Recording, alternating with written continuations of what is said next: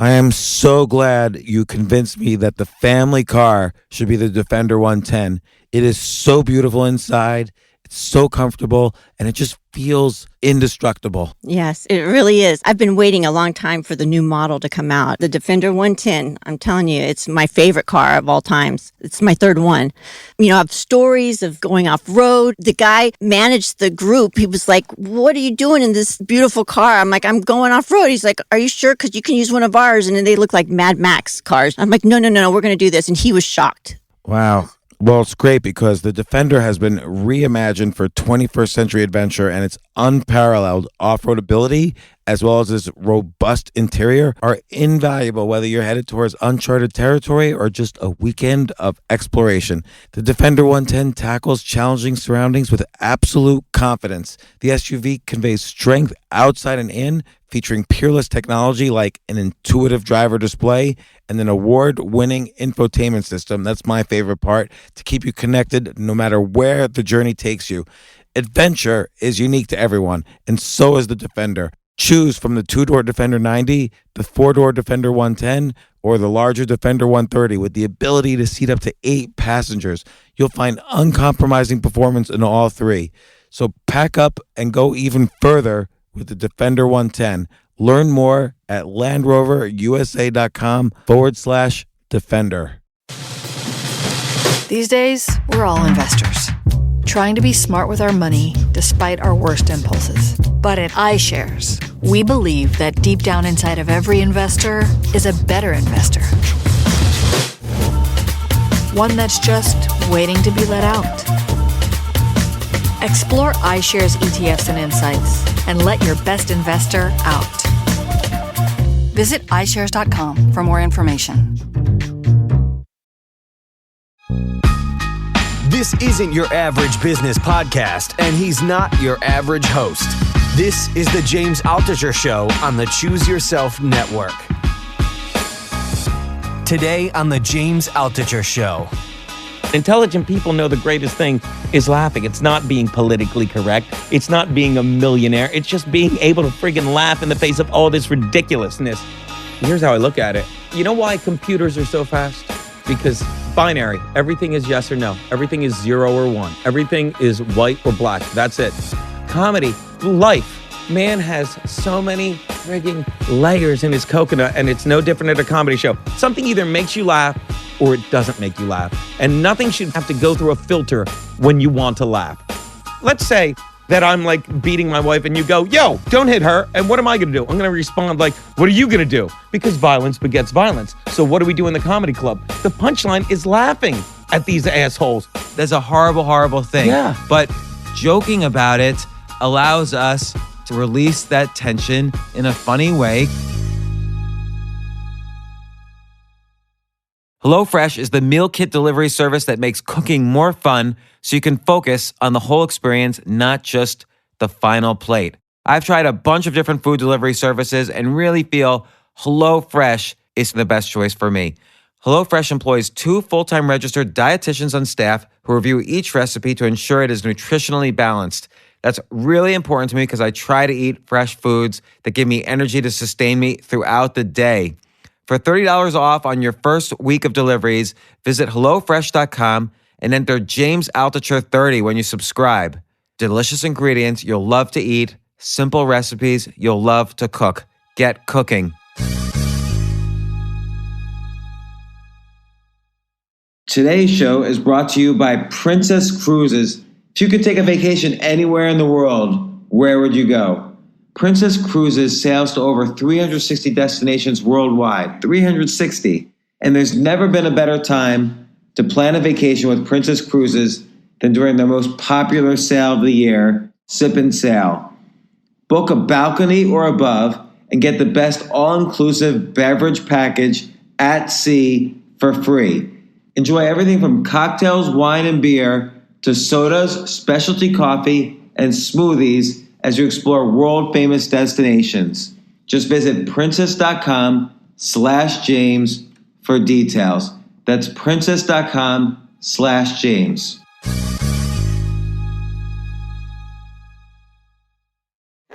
So Geno Bisconte is an amazing stand-up comedian. No. Yes, don't just for 5 minutes, don't be humble. Okay. You just released Yep. an album. Goddamn right. Yeah, motherfucker. There you go. No, you can say that. I had Jim Norton on the podcast. I love Jim Norton. So the album's called Uncle Geno Is Amazing, and there's a bit in there about your nephew, your 11-year-old nephew. Hilarious. My daughter did laugh at that joke you told your nephew. I won't say it on the podcast here, but the whole album is genius. I thought I was going to download an album and it was going to be like what I always download, which is, okay, I'm going to listen to a guy who I know is funny telling his set for an hour, and I'm going to both laugh and learn, which is what I try to do because I'm also trying to go up on stage and learn a little bit, like 1/1,000,000th of what you guys do. But this was so much more than that. I felt like this album was in fact a masterclass on comedy. But then I realized I thought you were going to say a massive waste of time, but master class on comedy. I'll take that. Right. And then, well, A massive waste of $8.49 on Amazon. Is that, wait, I paid $9 for it. This isn't the time, James. We're not doing this now. So, but actually, I do want to ask you about some of the aspects of the business, but I want to talk also about what was great to me in this album, because I want people to listen to it. Anyone who's interested not only in comedy, but in mastery. We're all trying to get better. We all feel good when we get better at things we love to do.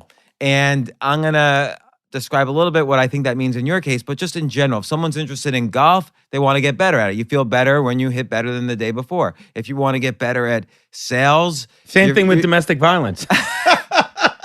Oh, look how much better the eggs taste today, bitch.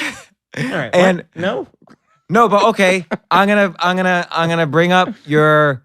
That's a good segue into some parts of your just album. like rehearsal. Yes. So what you just did there is what you kind of guide people to in the album, which is that you're in a safe place and there's free speech and nothing is actually bad, in the sense that there actually is real domestic violence out there. Yeah. It is bad to hit someone's wife or husband or kid. That's a horrible, horrible thing. Yeah. But joking about it in a safe place allows us to kind of release that tension in a funny way, because we're all thinking about these things, and to kind of understand the difference between saying it and comedy and in a safe place like a podcast or a club, and actually doing it or experiencing it. Then people need to act and do whatever. You brought up a great point. We could joke about hitting a man or a woman or a kid all you want. But wait, I just want to finish. Please, I apologize. I don't want to give away too much of your album, but you bring up the comparison between joking about it in a comedy club, and everyone's like, oh, I can't believe he said that. I've been through this. He should never, ever say that. Don't anybody laugh about that. And then meanwhile, Chris Brown's got 48 million followers on Twitter, and the guy actually pleads guilty to all sorts of violence. He threw her out of a moving car. And you know how hard it is for those people to get a ride, James? Okay. And well, no, you did more. Yeah. And I'm gonna get to that because maybe you don't even realize what you did. But you use that opportunity to say, why did he get away with it? And somebody just using free speech in a comedy club, where that's kind of, I don't want to say you expect it from every comedian. You wouldn't, like Jerry Seinfeld, for instance, wouldn't say that, but some comedians clearly would, like Louis C.K. would. Of course. He makes jokes about that all the time. You do, of course. You just did on the podcast. And yet often the crowd, the masses don't let a comedian in a safe place discuss meaningful issues. But Chris Brown, who actually committed the crime and should be in jail, and arrogantly walked away from it. Yeah, arrogantly. And by the way, I don't want to even say this from a legal perspective. Maybe he shouldn't be in jail. I got to say that. But he admitted guilt. He did plead guilty. I did it. And suddenly, and he not only did he walk away, but Rihanna, they started going out again. Like Rihanna said, "I love you." And how many young female Twitter followers does she have? My kids, my 2 daughters. Yeah. Right. So what kind of example does that set? Yep. Meanwhile, I while preparing for this podcast, I was listening to this with my 15-year-old daughter, Aww. and she totally got it. She was like, Yeah, why because does that happen? you raise it right. Because America has forgotten that the word parent is also a verb, James. And I will tell Good you. point. Yeah, and I will tell you that this album, half these jokes are based on I'm a disaster, but I'm very good at being an uncle because I have one brother who is the father of my niece and nephew. And my parents, like, we are still close friends. And the reason I do comedy and survive doing this and live the way I do is because we all have those voices. The loudest ones in our heads are the ones like, you stink, what are you doing? You know, I'm sure you hear them because all the times you've built up a financial and lost it all. Look, but I hear it in like so many different areas of my life. It's like disgusting at this point. But getting back to the family, when I show up and see my niece, my nephew, my brother, and they look at me like, you're great. You are doing great. We never worry about you. You're always in a good mood. My niece, my son and daughter can't wait to see you. That's how you know, like, you're doing the right thing. And that's how, like, I can joke. I make jokes about, like, domestic violence in front of my nephew, and he doesn't run away screaming. He's like, you get it, Dad? And he's so smart because that's the joke. Like, let's say that I'm, like, beating my wife, and you go, yo, don't hit her. And what am I going to do? I'm going to respond like, what are you going to do? Because violence begets violence. So what do we do in the comedy club? The punchline is laughing at these assholes. Right. The whole thing is like we're laughing at the guys like, yeah, you get it, I hit a woman. Yeah, you're an asshole. You bring up such a great point, and again, I'm not going to revel all the jokes, but you have what you want, buddy. You have a crazy funny set of jokes and callbacks, meaning like you in later jokes you call back to this joke and everyone gets it. There's so many things I want to discuss with you, but okay, you have. I hold the crowd accountable. It's like you got to keep up.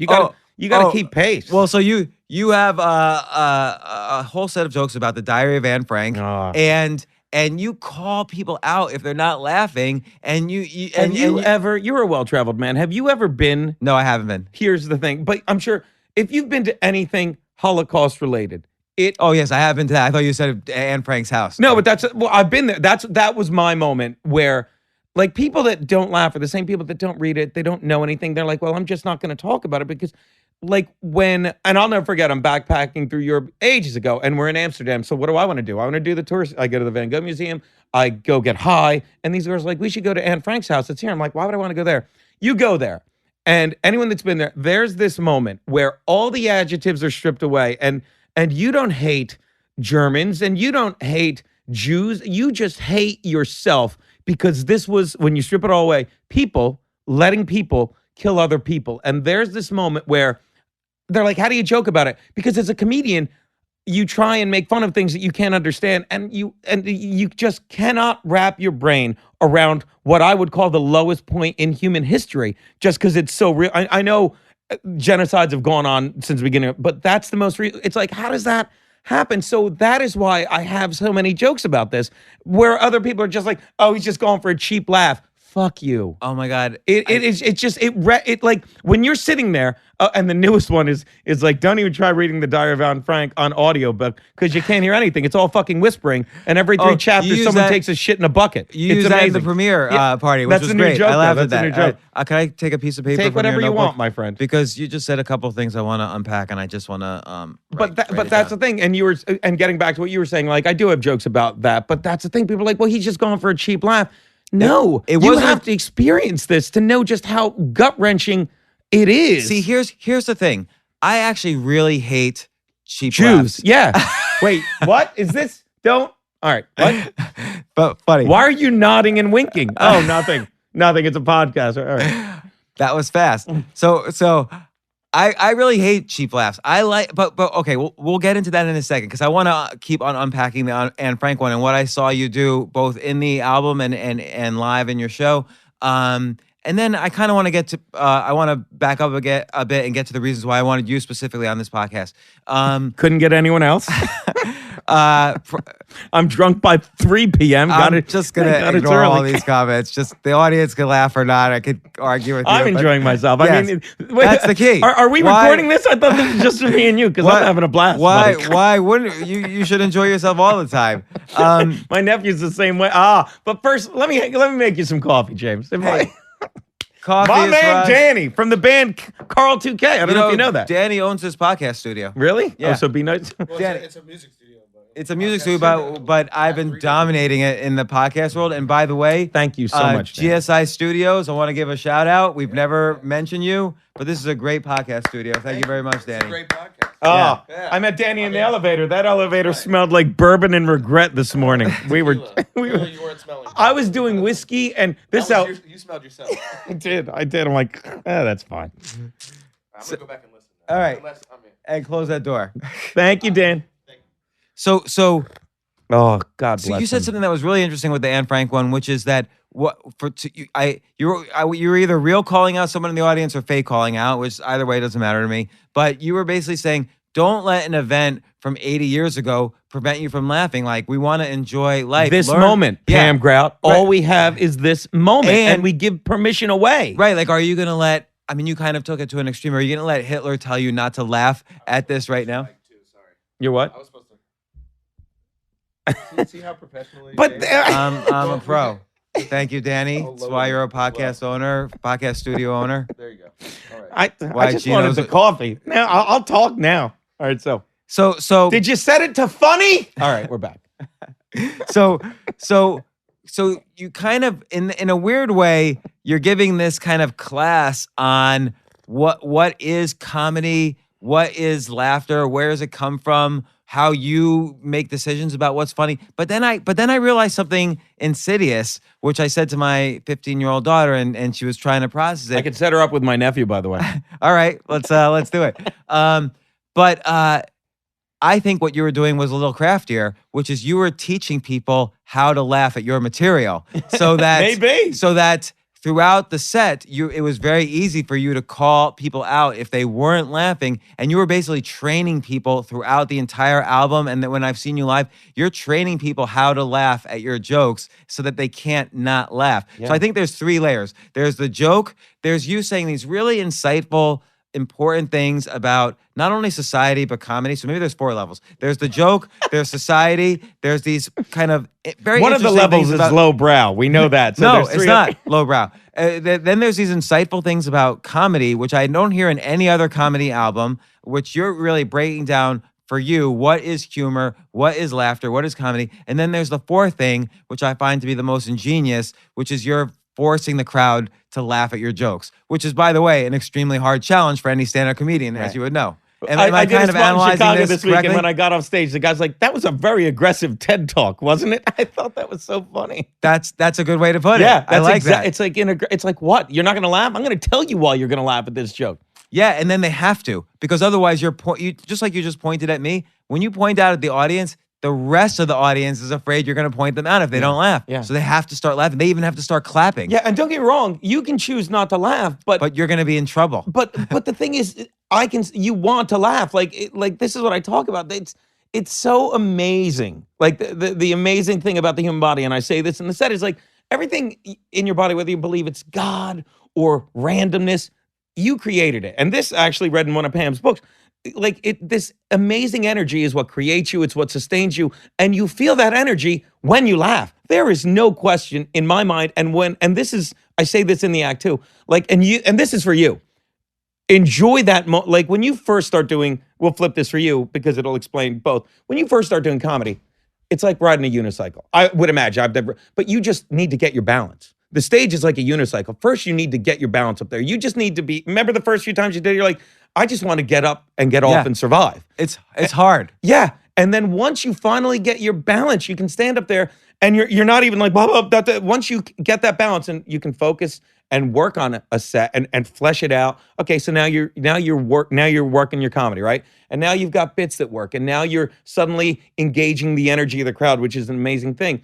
But you, and this gets back to what I'm saying, I can see the whole crowd. And it's an amazing feeling because I get to, like, if I do a joke opening the set about hitting women and you see, and everyone laughs, it's great. But if you see 2 people not laughing, then I'm going to pick them out and be like, why aren't you laughing? But I won't say, why aren't you laughing? Be like, you didn't laugh. You better learn how to cook, bitch.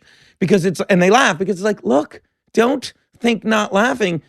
It's not like when I see the people laughing, I'm like, oh, thank God they laughed. When I see the people not laughing, and this may sound exaggerated, and it is, but it isn't. It's like, oh my God, why are you not laughing? God forbid these poor people are here on earth thinking, and this is over dramatizing it, but it's a fact. oh my God, what do you think not laughing is getting you? This is the society we've become. The first person not to laugh is smart. You're killing yourself. You're giving permit. You're like, I better not laugh because of something that And here they are in a can't comedy club. But I will say part of that is your confidence that your material is funny. I think when people don't laugh. That's called delusion, James. No, it's not. Because you're very funny. Self-aggrandizement? Don't be humble. You're very funny and you know it. I think a lot of comedians get nervous when people don't laugh that they're not funny anymore. Yeah. Oh, please. I've seen people, and it's not just We all do beginners. that. It's like I've seen people doing it 25 years, punch in a wall after a silent crowd. It's not just that. Like, I say this all the time because we're comics. And don't get me wrong, like, if I see people not laughing at that joke, that's one thing because I know and I feel it out and it's fine.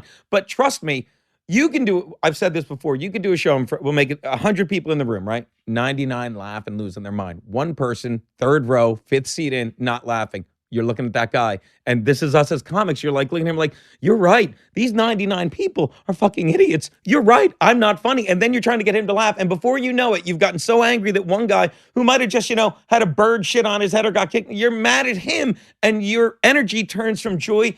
And then suddenly the other 99 people are like, this guy's not funny. This guy's mean and angry. And so you're it's funny because I've had a lot of comedians. I've always been a fan of comedy. I've been. What's funny? Mike Vecchione. That's funny. Comedy. Muscle confusion. Brilliant comedian. He is brilliant. Okay, I want to tell you something. We keep Because he going said on you're an asshole, James. He's the nicest guy in the business. No. If you've never heard of Mike Vecchione, it's because the business has become so fragmented, God forgive me. It's awful. The guy's been on The Tonight Show twice, once with Leno, once with Fallon, and he's been on Conan. Oh my And God, he's brilliant. He's brilliant. But I wanna talk about him actually. Behind his back?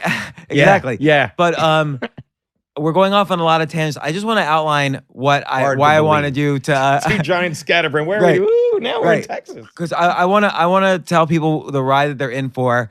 This is about mastery. You just described how when you first getting started in comedy, it's like being on a unicycle, finding your balance. But then it's like, then you divide it up into micro skills. Like you got to figure out what your jokes are. You have to figure out how to manage the audience. For you, I can see you have to figure out how to manage a low And I energy have audience to versus tell high you, energy you're not audience. even close to finding your voice. Like you have to go through a world I agree of with jokes, that. and then it's like you shed your skin. I but agree with it's enjoy every second of the process. And But- I'm going to keep interrupting you, but go back to what No, you're no, saying. that's fine, 'cause I I'm apologize. a We're big talking about the interrupter. mini microcosms of the unicycle. I think for any skill, and maybe you would agree, there you have to sort of identify or realize if you're going to get good at something, there's a lot of separate micro skills. Like you seeing everyone in the audience is a separate skill from writing your material, is a separate skill from having the psychology to move around the stage, Right. is a separate skill from dealing with a low energy audience, versus a high energy audience, or dealing with, here's the latest micro skill I've learned, dealing with an audience that is more than 70% men as opposed to 70% women. It's a different type of audience and different types of jokes and different types of interactions with the crowd yeah. work. 100%. There's actually specific jokes that men will not laugh at if they're the majority of the audience until you call them out. You have to break it down. You Yeah. have to break them down. But I wouldn't have thought before I started doing this that was an actual, not just like one little feature I had to learn. It's an actual skill you have to try develop. doing a black joke with no black people in the room. The white people are like nervous. Like you need because of course black people don't laugh because they don't give a fuck. But the white people, the white girl, like, oh, is this a clan? It's like that's the problem. And I talk about words in my act. Like adjectives are dividing us more and more. Okay, but tangent. I'm Okay. going to go on a tangent on that. All right, let's take a ride. When- Let's take a ride down tangential lane, my friend. And actually, you know what? I'm going to hold off on the tangent. I'm going to continue. Dan outlining. gave me bourbon. What? So we're going to talk about mastery. I want to talk about your comedy album specifically. By the way, was my breakdown of the 4 layers somewhat accurate for you? And how you do your set? Well, what were the 4? The 4 layers was your humor, which is Right. like the basic layer. Right. Then there was kind of these societal truths that you were bringing up that were really wise, which and by the way, that's the difference I think between cheap laughs and a good comedian. Right. I really hate cheap laughs. I really love when something's making me laugh, but also is unraveling a hidden truth. So I think that at that second layer, you had the skill set of humor, which you could apply to anything, Sure. but you applied it to societal observations that you had. The third layer is teaching the audience about comedy and laughter and making that part of your routine. the fourth layer, which is more insidious, which is kind of showing people exactly how to laugh at your joke specifically. So that way you'll keep the energy high in the room. I will say this. I never looked at it that way. I would definitely agree that's part of it. But the one part you left out, and I'm not... Tell me, 'cause I it's wanna not learn. false humility, is there's a dick joke level to it. There's some dumb jokes in there just because... And this, one of the greatest compliments I ever got was, you know Dante Nero? No. Oh, great comedian, Dante Nero. He has a podcast called The Beige Phillips Effect. It's hilarious. We got into a huge fight over Colin Kaepernick, but I'm not talking about that friggin' piece of garbage right now. I'm talking about he once said, watching Geno's set is like watching Einstein eat paste. And I love that because, like, you know, like I'll say something really brilliant and really stupid, but this is the thing. Like, you know, when I say you don't hit women and you don't hit them hard, because if you hit them too hard, they black out and lose the lesson. There's so many levels to that. Okay, but let me address that. Please. So I think that also is a separate micro skill. So you just talked about the two women who hypothetically didn't laugh at a joke. Right. So you find a low energy part of the crowd and you can pull, now you know, I'm going to pull the easy laugh based out of the crowd from these two women, but I'm going to sandwich it by the two truths with all the humor I have. Yes. Back in. So I think, and I've seen this in a couple of comedians, you can't just do a string of cheap laughs. No. You have to the greatest comedians, and I am ranking you in there. You're an idiot. I know you were going to say that, but I'll explain why I'm going to say that throughout this. You didn't do just a bunch of cheap laughs. You sandwiched that one cheap laugh in between two truths, and I Yeah. think you have to sandwich those, and that's how you do it. That's a skill. Yeah. Whether you realize you're doing that or not, maybe you learn that organically. But I've seen it as a skill because I've seen now a number of comedians do that who I respect. And that's how I work. Like, to work in these, and this is the amazing thing. Like, I'm working. Like, you saw a lot. Had a lot of new material at the party because now I'm trying new bits, and every bit it starts with the seriousness because I have to like just talk serious, and that's where your voice is, I think. Yeah. Which is hard to develop. Yeah, and then the more I do it, the more I can. You know, because I'm not good at being serious, and then the comedy just develops. You know, like I'm doing a whole bit now on how Ice Cube is saying what word we can and can't say, and just how, like, for you to tell me not to say that word, that's accusing me immediately of being a racist. And I talk about how, like, anyone that's racist in this day and age, it's 2014, right? Did we tape it? In this day and age, to even imply, like, if I go up to you and say, hey, don't say the N-word, then obviously I'm just assuming you use it all the time. And you're a racist, and to be a racist, and you must assume, James, in 2017, that the amount of melanin in your skin, that the more you have, the dumber you are. That's what I'm accusing you of. And everyone knows the more melanin you have, the better your leaping ability. We watch the NBA. But what I'm saying is, for you to accuse me of that, that's absolutely ridiculous. And this is what people don't think. They're like, oh, I'm a social justice warrior because I'm going to tell this guy not to say that word. No, you just accused me of being retarded. And thinking that, you know, that's the correlation between race and intelligence. And this is the stuff that starts out serious, and then you have to build the dick jokes on either side. And but let me ask if there's a gray area because and I don't know the answer. Take the Michael Richards example. Oh, okay. So I could explain that to you in a heartbeat. Tell me. Let's pretend that I'm a great poker player, right? Mm-hmm. And this is my opinion on it, and I'm just throwing it out there. But I'm a great poker player. We're hanging out, right? And then you say, hey, Geno, can I get in a poker game with you? And we're buddies, James. So I say, yeah, but it's a high-stakes poker game. And you lose your house in that game. How am I going to feel? Like, shit, I put you in harm's way. In my opinion, and don't get me wrong, I know Richards used to do stand-up, but Richards is a brilliant comedic actor. And there's a difference. He was never a stand-up, I don't think. He was always an actor. He was on Fridays with Larry David. I said that too, but somebody told me once he was. Regardless, we definitely know. So he's not. So he's hanging out with Jerry at the Laugh. What was it? The Laugh Factory. Yeah, it was Laugh Factory. And he goes, and Jerry's like, hey, you want to go do a spot? And he's like, sure, because they're just two guys hanging out. He goes on stage, loses his fucking marbles, and Jerry the next day, Jerry is on, I think Letterman, and he Skypes in or whatever it was back then to help apologize on his behalf. So that's like Jerry Seinfeld felt bad because he kind of. But it's completely Richards' fault. Richards' fault.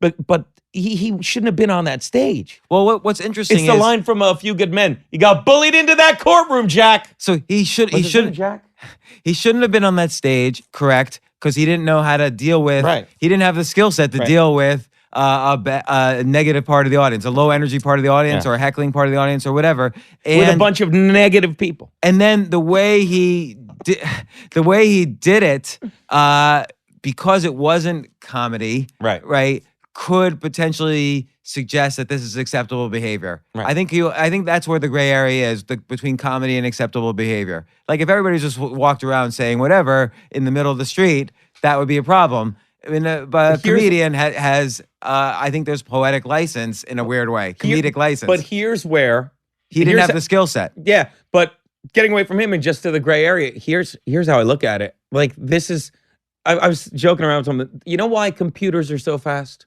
Because binary, everything is yes or no. Everything is 0 or 1. Everything is white or black. That's it. Comedy, life, man has so many frigging layers in his coconut, and it's no different at a comedy show. All right, he just did a joke about race. Is there a black person next to me? How do I? Is it? But there's no gray area. And this is the other thing I'm breaking down on stage when I do that. It's yes or no.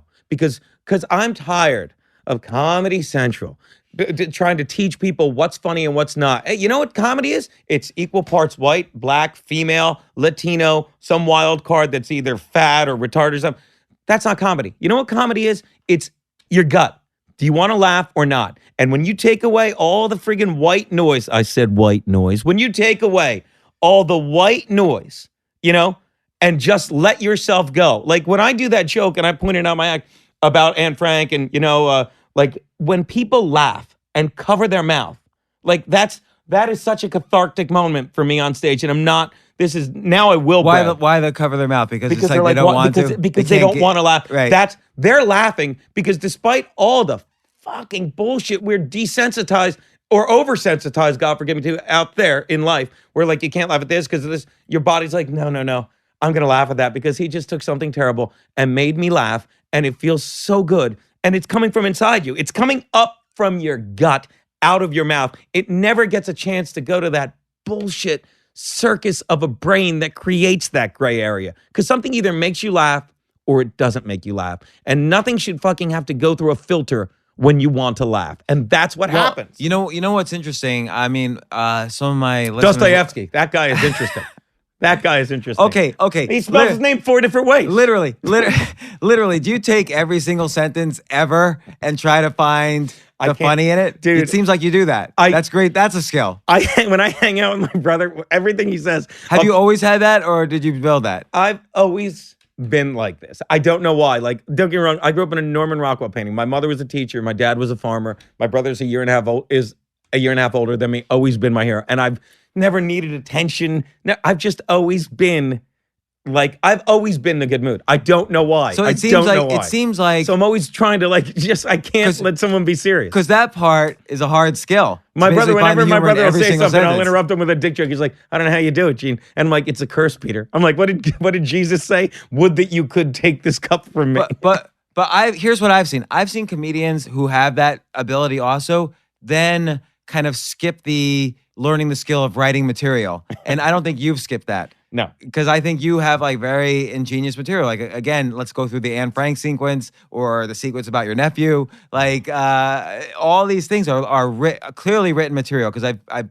seen you do it on the album and I've seen you do it live. Like, you are ready for that material. I think some of your crowd work even is written material. Oh, yeah. It like the crowd work I do, and I think it's brilliant where I talk about guns. But all guns by the way, are bad. which is another skill, right. Crowd work. Right. When I do the bit where people are like, all guns are bad, and then I do the example, I'm like, really? Let's pretend I have a gun, and I pull it out to shoot this person, and this person pulls out a gun, and I always pick a black or Latino. I'm like, minorities always have weapons. And suddenly they shoot me. I'm like, what? Now, why is his gun good? You know what I mean? Like, that's kind of crowd work, but it is a very important bit. Like, people get lazy, and they think blanket saying, we'll get rid of every gun. You are an idiot. You are an idiot. We need to get rid of stupid people. You know what I mean? That think it's okay to hurt people. So the fact that you know, because you've done the joke, let's say 100 times or 1,000 times, you know where the groans are going to come, so you know how to take advantage of it. Groaning is just as much an energy as laughing. Oh, yeah. So you know how to convert that groaning into saying, how can you do this? There's this. But you even do that with your 11-year-old nephew. In your joke to him,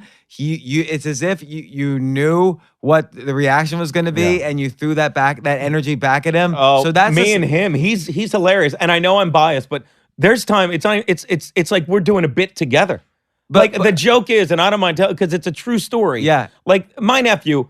And my daughter laughed at it this morning. Yeah, but I'm talking about the title track is called Uncle Geno Is Amazing. And that's the title of the album. Yeah, and because everything I do, my niece and nephew turn into something amazing. Like, so I don't know if you know this, but as me and Danny recollect, I like to have a drink or two, right? So I live in New York, okay, and I park my car in Brooklyn for street cleaning, and here in New York, like you have to move your car for street cleaning certain days. So it was a Friday, I had to move my car 8 a.m. for street cleaning. And I'm living in Brooklyn now, but I leave my car there so I don't have to move it all week. Excuse me, I'm living in Manhattan. So I go to Brooklyn, hour on the subway. I'm like, let me go move my car. It's 8 o'clock at night. Walk into this bar that was my neighborhood bar when I lived there.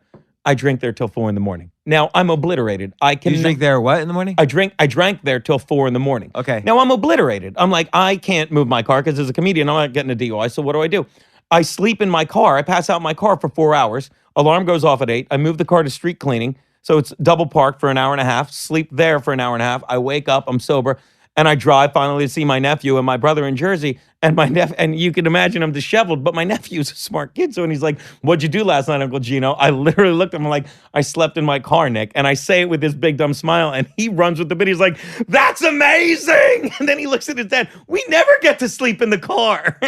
So it's just like, my nephew like has a great sense of humor because again, he was raised by intelligent people, and intelligent people know the greatest thing is laughing. It's not being politically correct. It's not being a millionaire. It's just being able to friggin' laugh in the face of all this ridiculousness. And I don't know if you know the statistic, but and I don't know how they figured this out, but apparently 9 out of 10 battered women just don't pay attention. Okay, how many times a day do you think how many times a day do you think kids laugh? All day. All day. Everything. So if you want to make my nephew laugh when he was 8, we used to always joke, just say it's not funny, Nick. So apparently kids laugh on average 300 times a day. Guess how many times the average adult laughs a day? 10. 5. So same order of magnitude. And that's true. So what you're saying, I can use that, James. And so the average kid 300. Yeah, the average and the average adult 5. And the reason you can use that is because your comedy, as much as it is about society, is also about comedy. That's why your album is multi-layered and why people should listen to it. It is a lesson on the importance of laughter in living. Like we only have this one life. So what are you going to do? Spend it sad or spend it laughing? Right. And every moment you have that choice. Even if bad things are happening to you, I'm gonna say that the first time we had a conversation, so you were and this is how we know each other.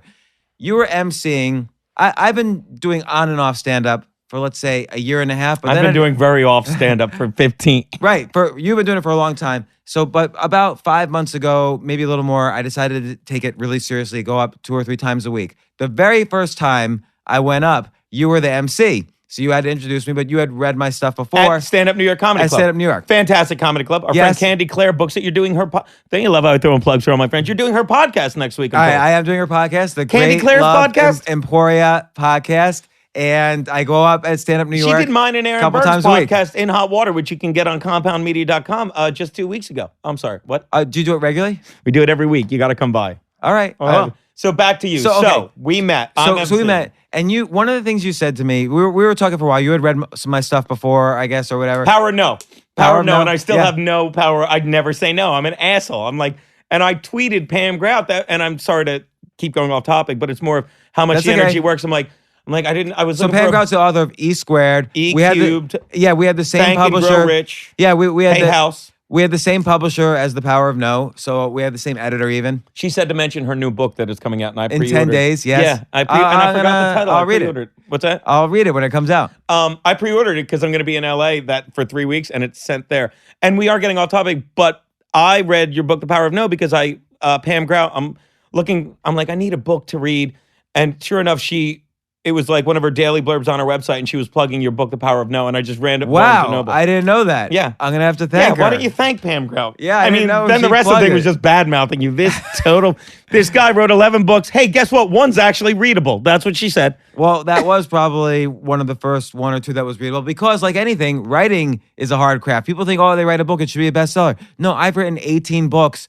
maybe 3 sold enough copies to be considered like a bestseller. Now I'm going to steer you back because I tangentialed us. So you Okay. met me when I'm Yeah. hosting it. So Stand Up New York. We were talking because in part you're the MC, so you're getting to know me, but you also had read my stuff, so we were talking a little bit. You were saying some stuff related to some content I had written, how you were at one point feeling miserable because here you are barely paying your bills and telling jokes all day. And then you said, but then I flipped it. You said this to me. You said, and then I flipped it. It was. I Can I tell the story? Because it was a moment of clarity, and I'm telling you, I referenced Grout because we all, when you're open to it, and you're up in New York, and you're up in New York at this point. I'm up there 13 years, and you're at the Comedy Cellar. And when you hang out at the Comedy Cellar, it's not every night, but you'll see Chris Rock and Louis C.K. and I work a lot with Artie Lang, and you're with these guys, you're like.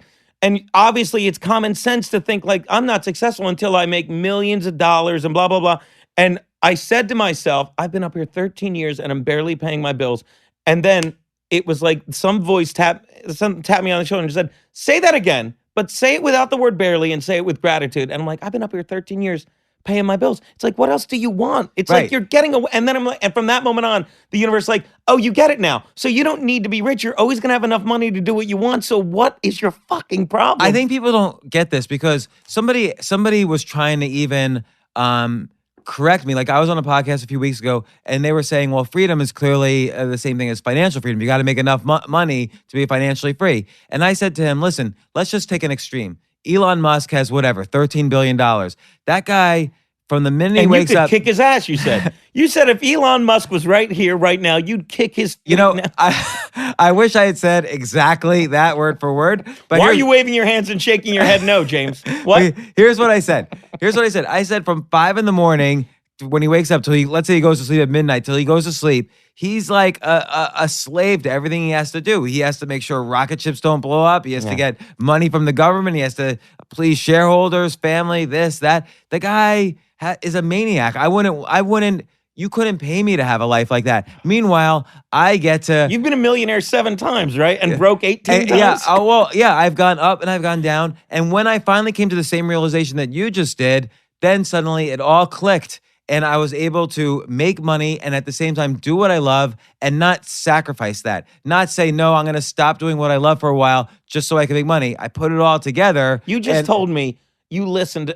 Like, I hope you see my face. Like, when you tell me, like, you listened with your daughter, I'm like, stories like that make me the greatest. Like when I hear stories like that, I'm like, I'm awesome. You know, Uncle Geno Is Amazing. Like, and then you're like, I'm running late. I had to take my daughter to camp. I'm like, and what did I say to you? And you got, because parent's a verb. The word parent is a verb. And people like don't get that. They're like, yeah, I have 2 kids. I'm a parent. You're not. You have kids, but you have to parent them. You know what I mean? Yeah. Like, that's why Very if I do a important. joke about hitting women in front of my nephew who doesn't go, oh my God, and start crying, Dad, don't hit mom. Like, I'll make jokes about him hitting his mother and about Pete hitting his wife, who is a saint, my sister-in-law. And Nick will laugh because he's like, perfect example. This is how dumb we become. And I got to bring this back because it's not on it. Like this is how dumb the NFL is and how dumb society is. And don't get me wrong, I love the NFL. It's the greatest product in the world. You said it, greatest. Remember like 2 years ago when they had this campaign called No More, because all these football players are getting in trouble for domestic violence, and they have football players just come on and go, no more, no more. And this is the thing, like all you're doing is introducing it to assholes, because let me tell you something, a guy that beats his wife, and he's doing it during the commercials. He's got his back to this. But my nephew, who was raised in a happy, loving, healthy environment, sees this commercial, and he goes, what's that, Uncle Geno? And I'm sitting there watching football with my brother, and he's like, and my brother's like, tell him. And I said, Nick, you know how your dad never hits your mother? And he looks at me like, yeah. Like, you know what I mean? Like I said, you know how your father never like leaves for outer space and comes back? He's like, you know your dad never hit your mother? Yeah. I'm like, Nick, you know how if your dad ever did hit your mother, you would call me up crying, Uncle Geno, mommy is killing daddy right now. And he just starts laughing. Like, that's the thing. Like, if you're a good parent, like the thought of a man hitting a woman isn't like terrifying. It's laughable in a way. Why would you ever do something that ridiculous? You know what I mean? And I'm not saying you should laugh when a man hits a woman, but it's laughable if you raise a child right, that a child would ever be like, why would you ever, you know what I mean? And so that's why I want to take it to your album. That's why I thought My album Uncle Geno Is Amazing? your album that Uncle debuted Geno's at number 2 on iTunes? number 2 on debuted iTunes. at number 7 on you Billboard? could buy it for $9 or What's $9.99 hilarious, or and I have whatever. to ask you this, and then you can get to my album. Because I don't understand how any of this works. Like, when it debuted at 2 on iTunes, it's like, obviously, that's exciting. I'll say it again. Number 2 on iTunes debut, that's an amazing thing. It was number 1 on Google Play for like a week. But I don't know how this works. And then, then you get addicted. Like, that first week, I'm watching it up and down. It's top 10 for a week. Then it's like tumbling And down. then it's depressing. You're reloading Then all it's the time. It's a but little... while you're watching, okay, so you go from 7 to 3, and then you look at the 3 albums you jumped. One came out in like 1997. Another is a dead guy. So you're like excited. You're like, well, I guess I should be excited, even though I just passed Don Rickles, and Robin Williams. I hope you took a 1970 screenshot of that. Oh, I did. I got Okay. a screenshot. But it's like, it has to be somewhere, I guess. So you're thrilled that it's there, but you're also like, you can't care too much because you're passing albums that are just staples. You And know what? It's mainstays. the same thing about what you're saying about laughter. That is that metric of number 2 or number 1 or number 7. That's a hot potato. Apple threw that to you, and you feel good. Yeah. But that's a replacement, a false replacement for laughter and enjoying life. You basically outsourced your enjoyment of life to that number. Oh. And then for a day... Don't you do that with your podcast? You have to wean yourself off No, that? I don't look. Say, I don't look good, for my don't, books. don't. I don't look Well, for my good, because podcast. people aren't listening. Hey, Steve, thanks. Thanks. You can hit pause now and go take a dump. I don't know if people are listening. I do. I No, hope that's they good. are. Like, you have to let go because you have to live your life. You can't live it with these numbers. And I can't determine if I think something's quality. I can't let the quality go up or down based on how I think metrics are going to be. I have to have my own internal. I've done like 1,000 podcasts between this and other podcasts. Yeah. So I'll have The my Altucher own effect. Yeah, I'll have my own internal Ask Altucher. measure. Ask Altucher. Ask Altucher. I did question of the day. I've been on other people's podcasts. I have my own internal measurement now of what makes it good or bad. Right. So I don't need you just iTunes have to have tell fun. me. That, like, whenever people tell me, me and Berg, hey, your podcast was great, I'm like, I just write back, thanks, we enjoy ourselves. Because that's all it can be. Let's stop to take a quick break. We'll be right back.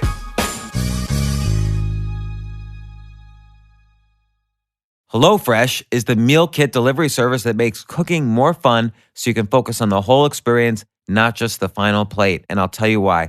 The recipe cards are so easy to follow, and I am not a good cook, so I need those recipe cards. The food is pre-measured for you, so there's no waste, and everything tastes fresh. HelloFresh employs 2 full-time registered dietitians on staff who review each recipe to ensure it is nutritionally balanced. They call themselves a fork to feel good company too, because when you cook and eat delicious and healthy meals, you want to keep doing it again and again. Plus, it's only $10 a meal. HelloFresh currently offers customers a classic box, a veggie box, and a family box. Customers can order 3 to 5 different meals per week designed for 2 or 4 people. New recipes are created every week. For $30 off your first week of deliveries, visit HelloFresh.com and enter James Altucher 30 when you subscribe. Delicious ingredients you'll love to eat and simple recipes you'll love to cook. Get cooking.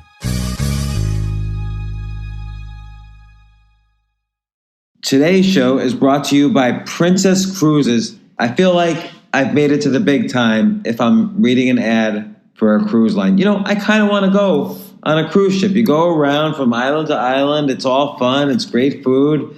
Totally relaxing. No work. If you could take a vacation anywhere in the world, where would you go? I kind of feel like I would go, I don't know, to the North Pole. But whether you want to climb the ancient ruins of Machu Picchu in Peru or walk amongst the intricate architecture and enchanting cherry blossoms of Tokyo, Japan, Princess Cruise Lines can turn your dream into reality. As a matter of fact, voted best itineraries, Princess Cruises sails to over 360 destinations worldwide. And there's never been a better time to plan a vacation with Princess Cruises than during their most popular sale of the year, Sip and Sail. Book a balcony or above and get the best all-inclusive beverage package at sea for free. Enjoy everything from cocktails, wine, and beer to sodas, specialty coffee, and smoothies as you explore world-famous destinations. Just visit princess.com/James for details. That's princess.com/James.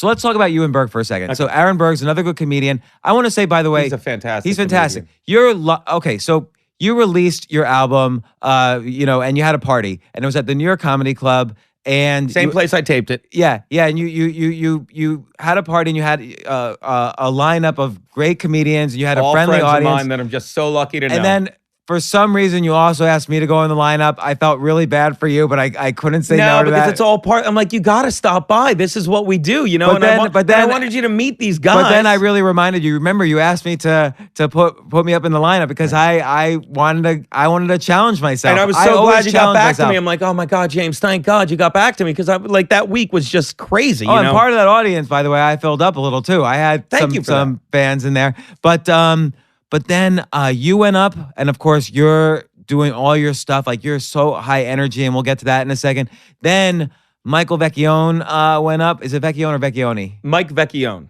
Mike Vecchione went up, and he's the opposite of you in that he is like Hilarious.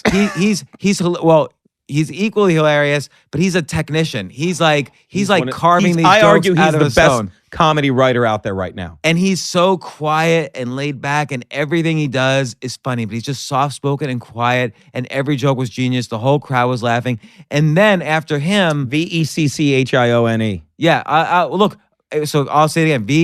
Vecchione. Google his Conan stuff. By the way, His album Muscle Confusion is brilliant. Somebody once said, and I love telling this story. Somebody once said, because they watch my set and we're hanging out afterwards, and I introduced him like, this is my buddy Mike Vecchione. He's a comedian. They're like, is he funny like you? I said, he's hilarious, but not funny like me. I'm like, Mike is like a delicate surgeon with his jokes. Yeah, delicate surgeon. That's a great way to put it. I smash you over the head. Dick joke. Dick joke. That's why he's on Conan and you're not. Yeah, and he, which he by the way, should is be. fine. That's just his path through He comedy. should be. And Oh. yours is a different path. He should be on. He should have a show. He honestly shouldn't. I'll tell you why. But I want to finish my story first. So then there was him. Then there was a couple other people who were very good. Then there was Aaron Berg, and Aaron is just he's similar to you, but a lot more crowd work. He is steamrolling through that crowd. He is destroying the crowd. So, and you could tell I've now seen enough of his stuff. Some of it's prepared, some of it isn't. He is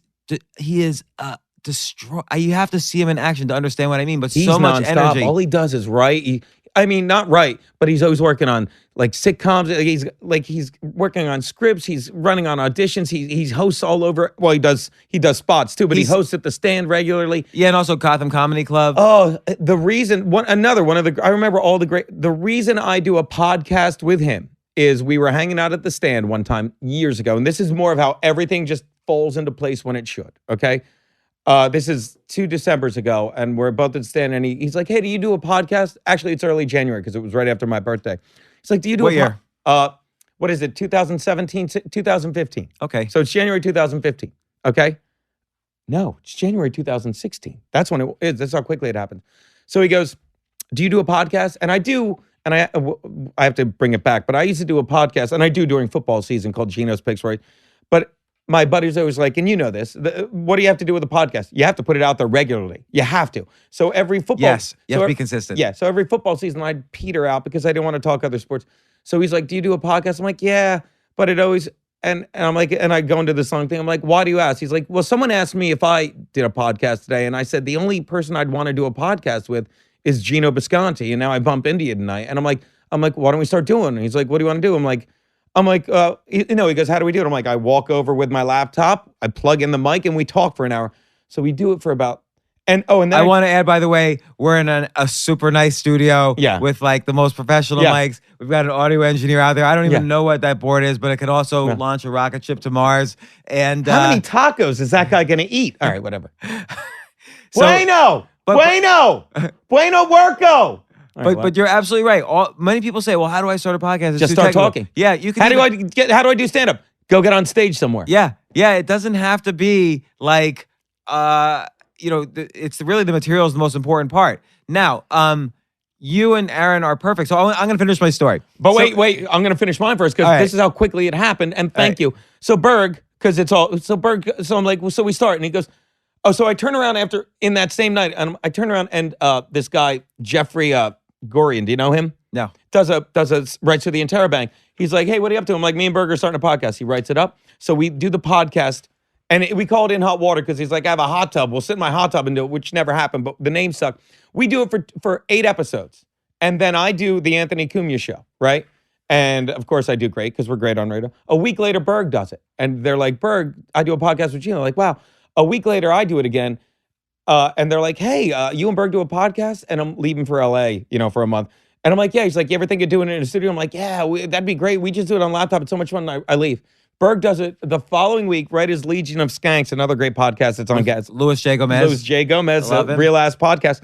Good friend of mine. By the way, he was the MC the next week after you were the MC. And we've hung out a bunch of times since then. Awesome. So, and then I'll wrap. So Berg goes the next week, and they literally say, they're like, do you and Geno want to do a podcast here and replace Legion of Skanks? This is literally March. From January to March, from me sitting at a table with him saying, let's do a podcast, to March, like, yeah. And then Berg calls me up and I'm like, hey, stupid, do you know they offered us a podcast last week? That's what he was. I'm like, I wasn't paying attention. What do you mean they offered? Just tell me the business. I'm just saying, so we went from doing it on our laptop in his apartment to doing it every week in the studio. They hired us. We started in June in Hot Water on Compound Media. We celebrated a year last month. It's a weekly podcast, but it's televised. It's got the video aspect, and then this will tie back into you. And Aaron Berg is so brilliant. Like it's evolved into with the video aspect.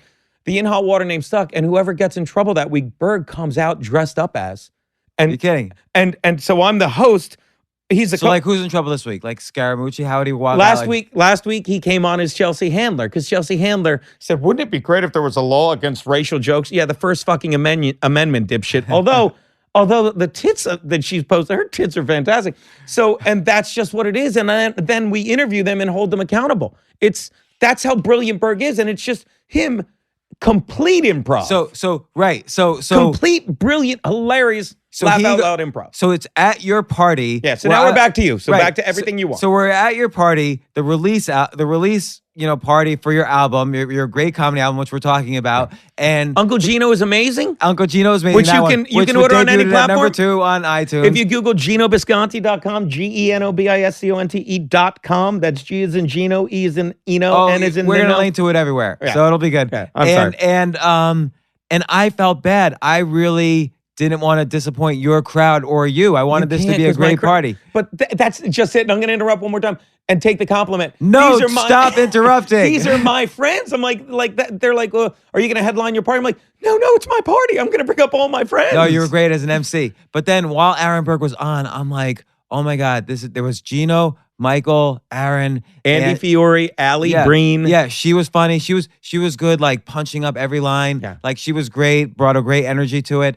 And so I said to my friend that I was sitting next to, I'm gonna just tell Geno I'm going. I'm gonna leave. Congratulations on the album. I would have brought you up immediately. Well, right that second, you said you're up next, and I just said okay. And 2 minutes later, I was on stage, but I was like, that crowd, your lineup of comedians mowed down the crowd, and then there was me. They've all been doing it 20 years, and then there was me, and I think I did. On a scale of 0 to 10, I don't think I embarrassed myself, but you're Aaron and you and Michael and Allie, and they just mowed down the crowd. Oh, it's a circus. And I wanted to put you up earlier, but they all had stuff to get to. So it's like, that's the beauty of it. Like, I didn't care where I put you up and take the compliment. This is like, it's like, you're on this show, dude. Fucking enjoy it, And you met, and that's the beauty of it. Like, all those guys, they said hi, they're just good fucking people. You know what I mean? And actually some of the people in the green room, said to me afterwards, good set, which I've never really seen that happen before. Like, it was a nice group of comedians. We're just hanging out. I'm so lucky. And Allie Breen, who, another great comedian who you probably never heard of because she's funny. Oh my God. And as she was walking off the stage, you said, what do I got to do? I have to feed you with an eyedropper because she's like very thin. Yeah. So, we did a roast battle and it was me versus her and she killed me. Now, don't get me wrong. She wrote great jokes. She killed you? She killed me because imagine it's like me versus her and a crowd of complete strangers. They're like, who is this monster? So every time she lit me up, they loved it. Every time I picked on her, they're like, oh, I'll leave her alone. But don't get me wrong. It was hilarious. Like, I was cracking up. She's like, Geno looks like dresses like Dolce killed Gabbana. Oh, she just went on and on, but it was a fun roast. But I like that Dolce killed Gabbana. But it was just great. All right, so back to you. I'm sorry. So then that was it. Basically, it was just that you got what a great lineup, like huge energy. But then I was really just thinking about it over and over and over again. Like I obsess on all these details. I try to think about all these micro skills, and clearly the energy you and in particularly Aaron brought to that lineup was and brought to the audience. And then I had to go on right after Aaron. Aaron is like, that guy is like a nuclear explosion. I had to go, I said to And he sits down sometimes. Like he sits down. yeah, and no, I he's- say Aaron was like 2x. And he's like just diving immediately into the crowd, and everybody was cracking up. In part, I think you guys got away with the fact that you had an extremely friendly audience to you.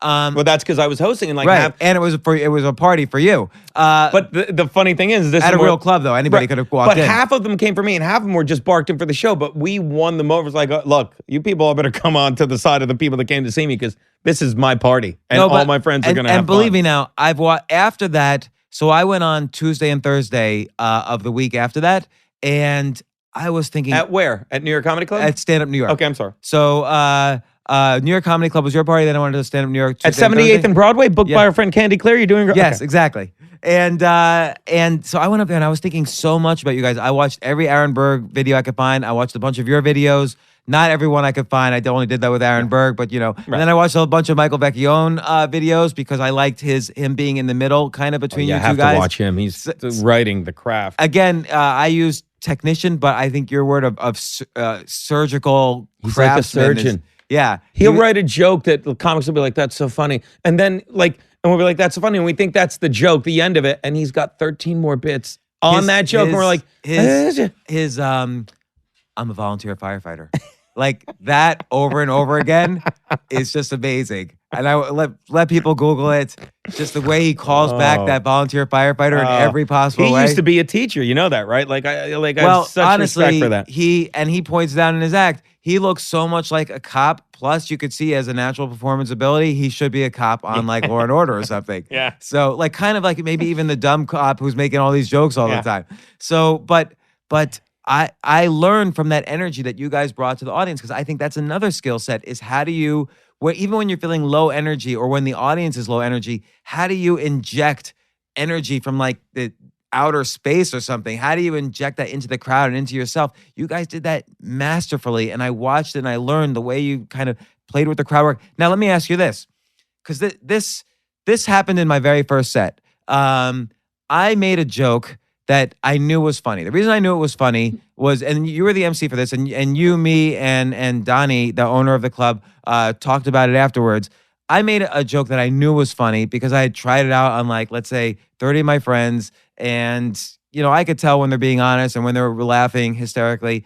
And the audience didn't really laugh at it. And Donnie even said, maybe that one was a little bit creepy. And you said, no, that was hilarious. That one joke was hilarious. Yeah. And here's the question I have. I've actually now dropped that joke from my set because I think in a 5 to 10 minute set, I can't build up enough likability with the audience to pull that one off. It's a particularly crude joke. And whether it's funny or not doesn't matter. You have to be likable first. Right. Now, you thought the joke was funny. You weren't thinking about whether or not I was likable, because the MC is kind of, your job is to be likable, Right. and then the comedians kind of have to take Smooth care it, of it. comedy spackle. You smooth it over to the next comic just so you reset the room. Here we go. Yeah. Right. So I think Donnie was correct that it was creepy. I think you were correct that it was funny, and I think It can be both. right. And I think I'm correct that for a 5-minute set, I had to drop it out. I think if I had a 40-minute set, it would be towards the end because I'd have to build up the likability. And you know what? I saw Dave Chappelle on Sunday, and he even admitted he had a joke for us, but he specifically said, I've got to build up likability with you guys before I say it. Yeah. He didn't say it till 40 minutes in. And this is to a crowd who loved him and paid $400 a ticket to see him. So likability is a real important skill when They you're have on the to know stage. you. They have to know it's not just for shock value. So how do you clearly don't have kind of a filter in your brain. How do you build up the likability, or do you not care about it? It's a confidence where, and I always say, like, some of these jokes are like a loaded gun. Like that joke that you shelved for now, fine, you shelved it for now. But imagine, that you're playing, baseball, and you're just starting out in single A, and we bring you up to face, like Clayton Kershaw, you're not going to do well. You're going to fucking miss every time because you have to get from here to AA to AAA to the majors to be able to face But this. you're talking about all the skills. I'm just talking about this one skill of likability. But I'm saying the more reps you get in, that like now when I'm on stage, I have so many reps. I'm like, I know who I am on stage. And I know if I do a joke about, whether it's a joke about the cutest thing in the world, like my niece and nephew, to the darkest thing in the world, like the Holocaust or domestic violence, I know I'm not doing it for any other reason than to make people laugh. And if you're here, And you also know, because you've tested out, you know where the laughs are, where the groans are, how to play off the groans, how to play off the laughs, how to play off the silences. You have, it's like a, you brought up the analogy of poker earlier. I'll bring it up again. When I used to play poker somewhat professionally, I would think in advance of thousands and thousands of situations that it could occur at the table because you have a microsecond to decide what to do. And it's probably even faster on the stage what to do. Yeah. Because the audience will pick up on any oh, hesitation. but that's the thing. So it's like, so when I'm up there, it's a likability where there's no middle ground with me. It's like, look, I'm going to tell the joke and you either laugh or don't. It's not going to, I've said it before. I'm like, hey, I get my $8 either way up here. I'm not, they know I'm not going to, like they say, like, if you don't laugh, I don't care. Like Right. I'm trying to make you laugh. I'm not trying to upset you. If you get upset, that's not on me. That's on you. Which is what I think is masterful about your album and why I think it's a masterclass in comedy is because it's not. It's the don't page. Here's what you don't do. Don't No. call the woman in the front row a cunt 3 minutes in. No. Wait 5. No. It's actually the exact opposite. Is that you're going to point out exactly what you're doing, why you're doing it, and you're going to tell them why they need to laugh. You taught them how to laugh, which I didn't see Dave Chappelle teaching people how to laugh. He was just very structured and built up his likability with an audience that already loved him. You go right in there and you basically say, here's why you're laughing. Here's why you're going to laugh not when you leave. laughing. And here's why you're going to laugh when you leave. Here's why when you go out that door back into that mess of shit where people can't wait to be offended, you're going to be like, I'm not getting offended. And so I'm laughing. that's why you're able to amp up the energy so fast, so quickly, which is a skill. And why Aaron does it too. Like I've seen Aaron go in now to an audience and within 30 seconds, he's like, uh-oh, you guys are laughing, you guys aren't. We got MSNBC over here, Fox News. Come on, girl. We know what you were doing backstage beforehand. Like, I amp it up a little bit. In the front row one time, and he good looking. Yeah, the boat money. Come on, your boat money got you here. I know the exact one you're referring to. No, this was ages ago. This really good looking Indian guy. Somebody's like, he called him ISIS face. Oh my God, I lost my mind. I'm like, did you call that guy ISIS? And the crowd goes nuts. It's like we got ISIS face sitting here. And the guy doesn't. I've seen him call out people, and they laugh the most. Of course, because they're being called out and looked at, so that's an embarrassing thing for people. So when you point at someone, that's a skill too. As opposed to talking generally to the audience, when you point someone out, it puts everyone else on an alert, and it puts that guy, his mind is going bonkers at that moment because you're pointing at him in an audience, and he might be an introvert or she or whatever, and it's a skill. All of these things people think is like kind of organically or the typical advice comics give is you just have to get on stage a lot. And then you've said that also. Yeah. But I think what also is important is to realize is that there's at least 100 micro skills that each has to be developed separately, like the likability, or if you're not going to worry about the likability, how you deal with that. The way you deal with that is you teach people when to laugh. And the way Aaron deals with that is he dives in so ludicrously, like, he'll say, the first joke, he'll look at some, blonde, obviously college girl, innocent, whatever. She's like, he hit the first joke is, so do you do anal? And and then he'll dive into that with her for literally for 10 minutes. Yeah. And he'll delve in. And then it's so ludicrous. The audience is afraid, but they're also laughing at the jokes. And there's all these different ways of dealing with these issues. And I'm just going to pull it back a second, if you don't mind. Please. It's related to any kind of mastery I've ever seen. It's like whether it's poker or chess or sports or business. Like take business as an example. People think, oh, if you make a good product, people will buy it. That's actually the totally wrong thing. Yeah. It's all about, there's like 100 people skills involved in building up and selling a business. Because think about all the people you have to deal with, not just product to customers, it's also your employees, it's your partners, it's your stockholders, it's the person who eventually acquires your company, it's the people who might invest in your company. So there's so much psychology involved, and you have to think second by second how to deal with every second. Not as much as you have to do it on stage, but public speaking also, you have to think second by second. There's lots of skills. So I think anything you're going to master in, skateboarding. Tony Hawk was describing this to me on the podcast. There's like there's not one trick. You can't just go on a ramp and be great at it. You have to learn every sub trick along the way. And I also think there's an innate knowledge, because I was talking to God forgive me, the redheaded guy, the flying tomato. Why can't I think of his name? The Olympian, Sean. I'll think of it when I'm not thinking of it. Sean White, thank you. The snowboarder. And I'm like, when you do a jump, like, how do you, he's like, I just see it. He's like, when I'm in the air, I see how it's going to go and how it's going to land. It's like this muscle that you have that like Tony Hawk, it's like these guys just see these things like when I'm on stage and I see like just where the next joke has to be like fucking directed. Yeah. Oh my God. And I think you, and I'm going to call out Aaron again, because I think that's more so than like you said, Michael Vecchione, he's got his micro skills. Like everybody, like if you work out in a gym, some muscles you work out more than others. Right. So it's the same thing with everything. His joke about muscle confusion, which is the title track. Did so you ever relate to that? He's like his joke about, and I'm gonna butcher, and it's still funny. You have to get. He's like, they say. I'm gonna butcher it. So in order to build your muscles, you have to do what's called muscle confusion. So I'm gonna talk like him a little bit. Okay. You have to do muscle confusion. So here's what I do. I went on a treadmill. I smoked a cigarette. Muscles confused. He's brilliant. He's brilliant. He's like then I'll put on a jogging suit and I'll just sit in front of the TV, watch Netflix. Hey, what happened there? He's fucking brilliant. So, but again, different set of skills that he's relying on to build that likability, to get that energy up. So clever. Even during your he's my brother's favorite comedian, Mike Vecchi.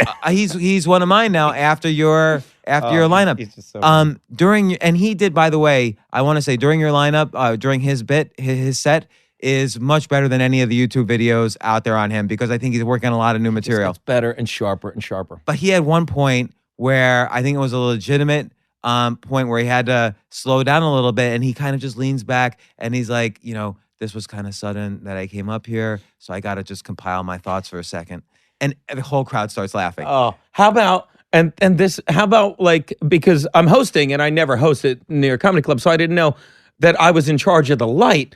So the light was on when he's on stage. He's on stage 10 minutes and he's like, did I get the light? And what did I do? I walked on stage right next to him. Were you there for that? Yeah, of course. And I'm like, I was standing right next to the and stage. He's so nice. He's like, come on, dude. I'm like, did he do his joke yet about the eye? about his car getting stolen? He's like, come on, dude. But he's such a nice guy. And it was so fun to play with him like that. And then you called him out on something. And the very last thing he said was, everything nice that I said about Geno's album before, I take it all back. And then he walked off the stage. Yeah, and then I went up and I'm like, buy his album. And he told me, he's like, dude, I said 10 people bought my album yesterday on iTunes. Like fucking 100 people should have bought your album on. It's so funny.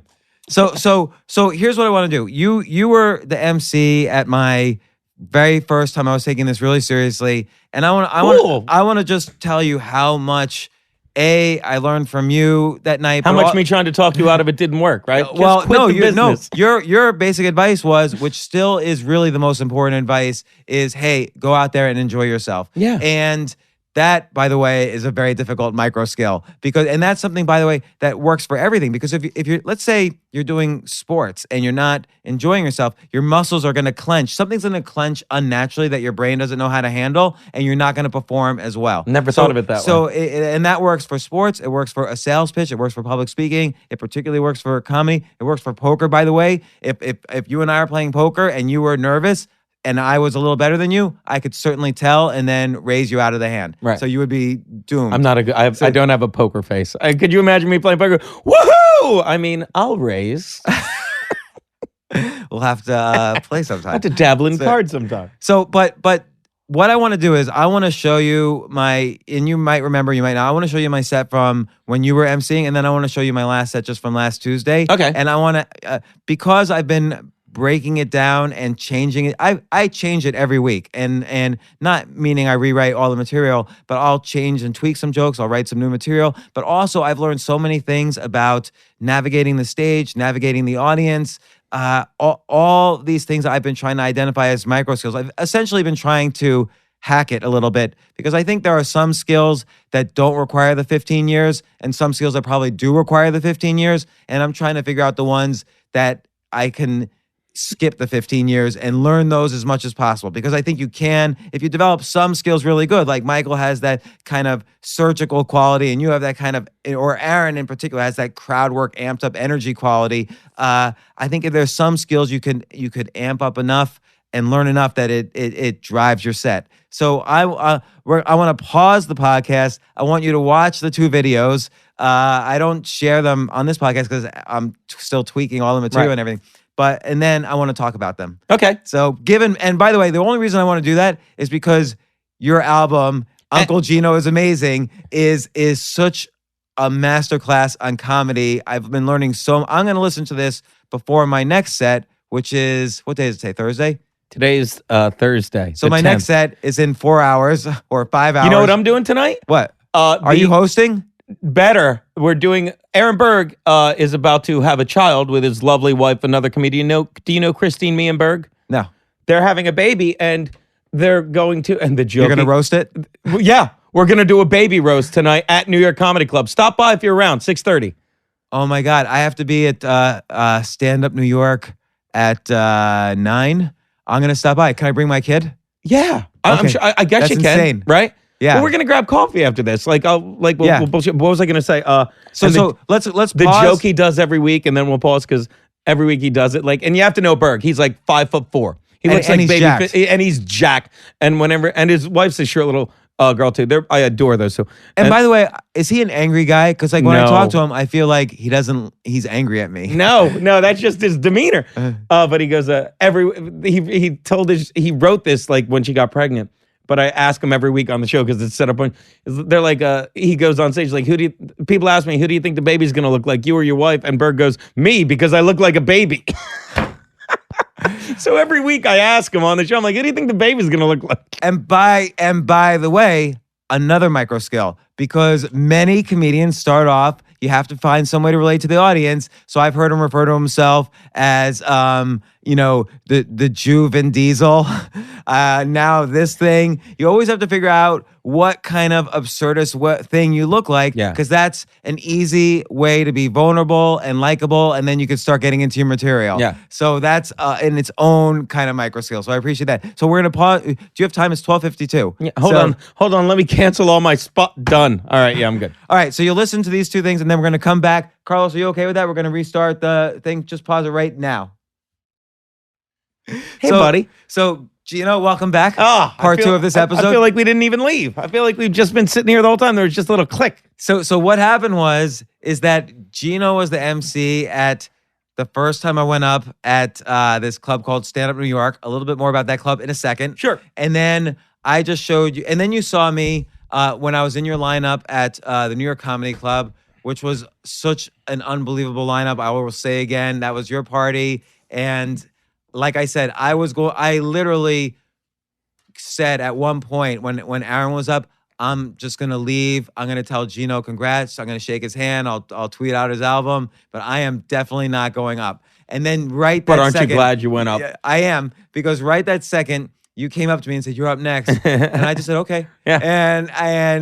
And then my friend was like, you can't back out now. And then 2 minutes later, I was up.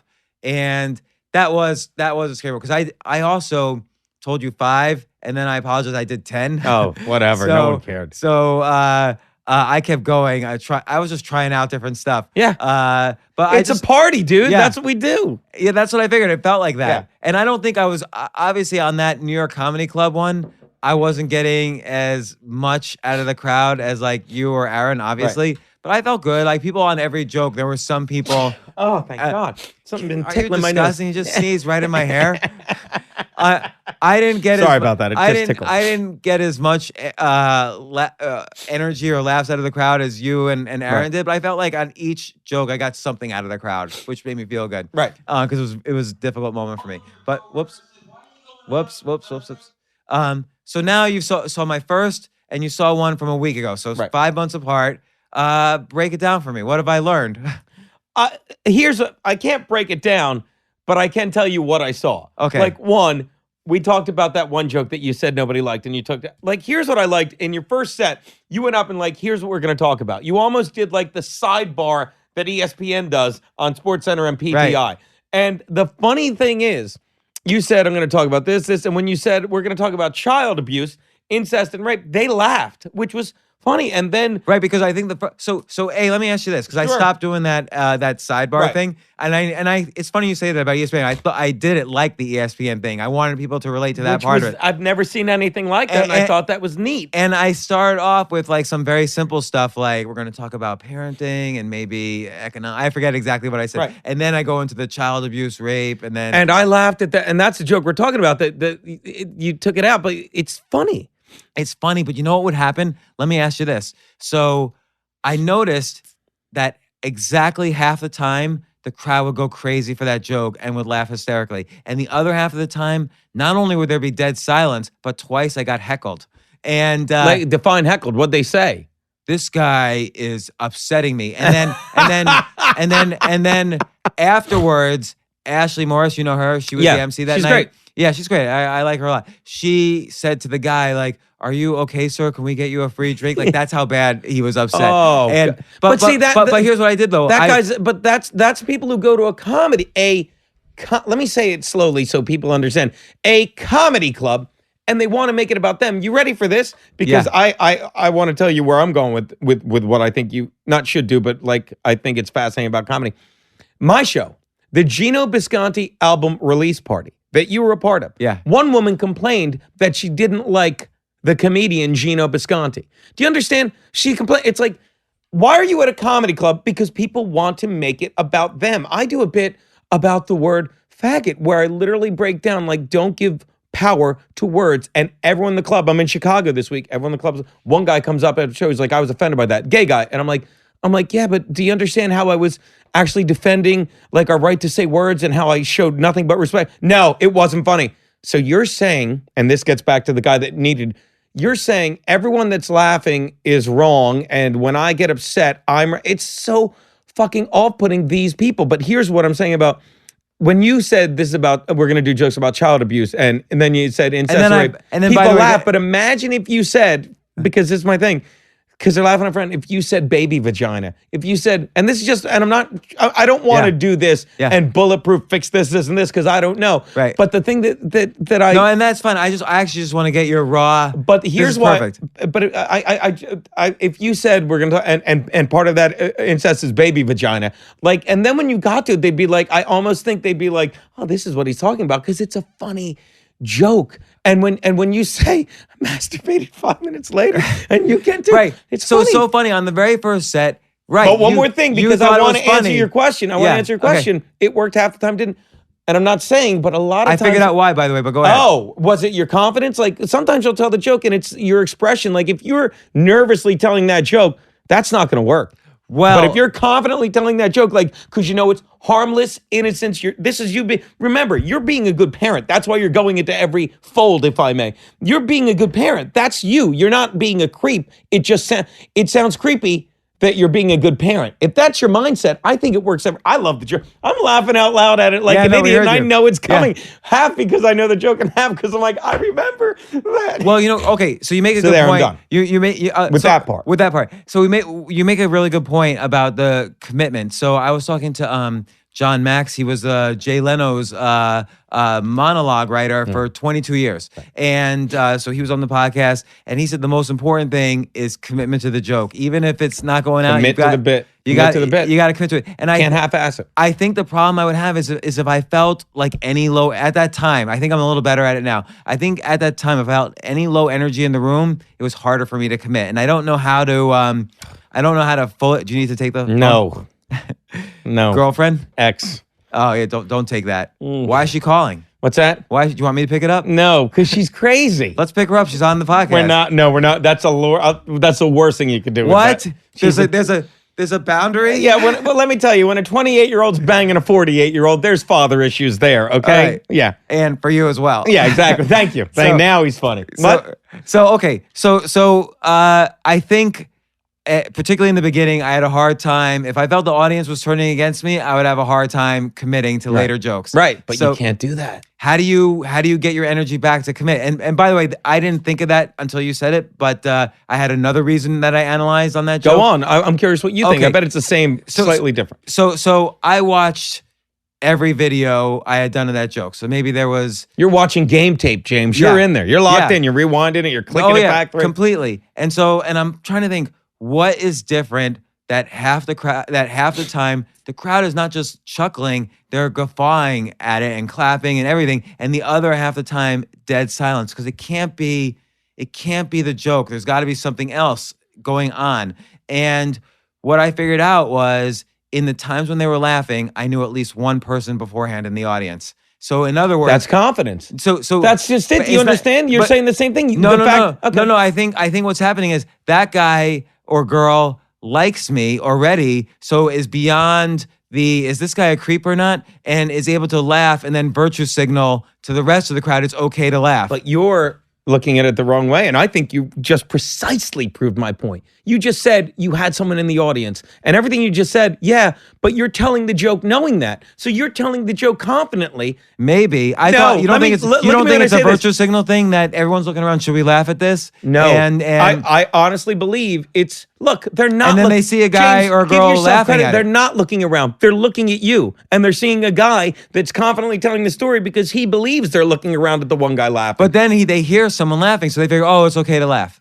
Maybe. But trust me, are they? So you're saying you heard okay, now I'm a shrink. So you heard your friend laugh first and then everyone else did? Yeah.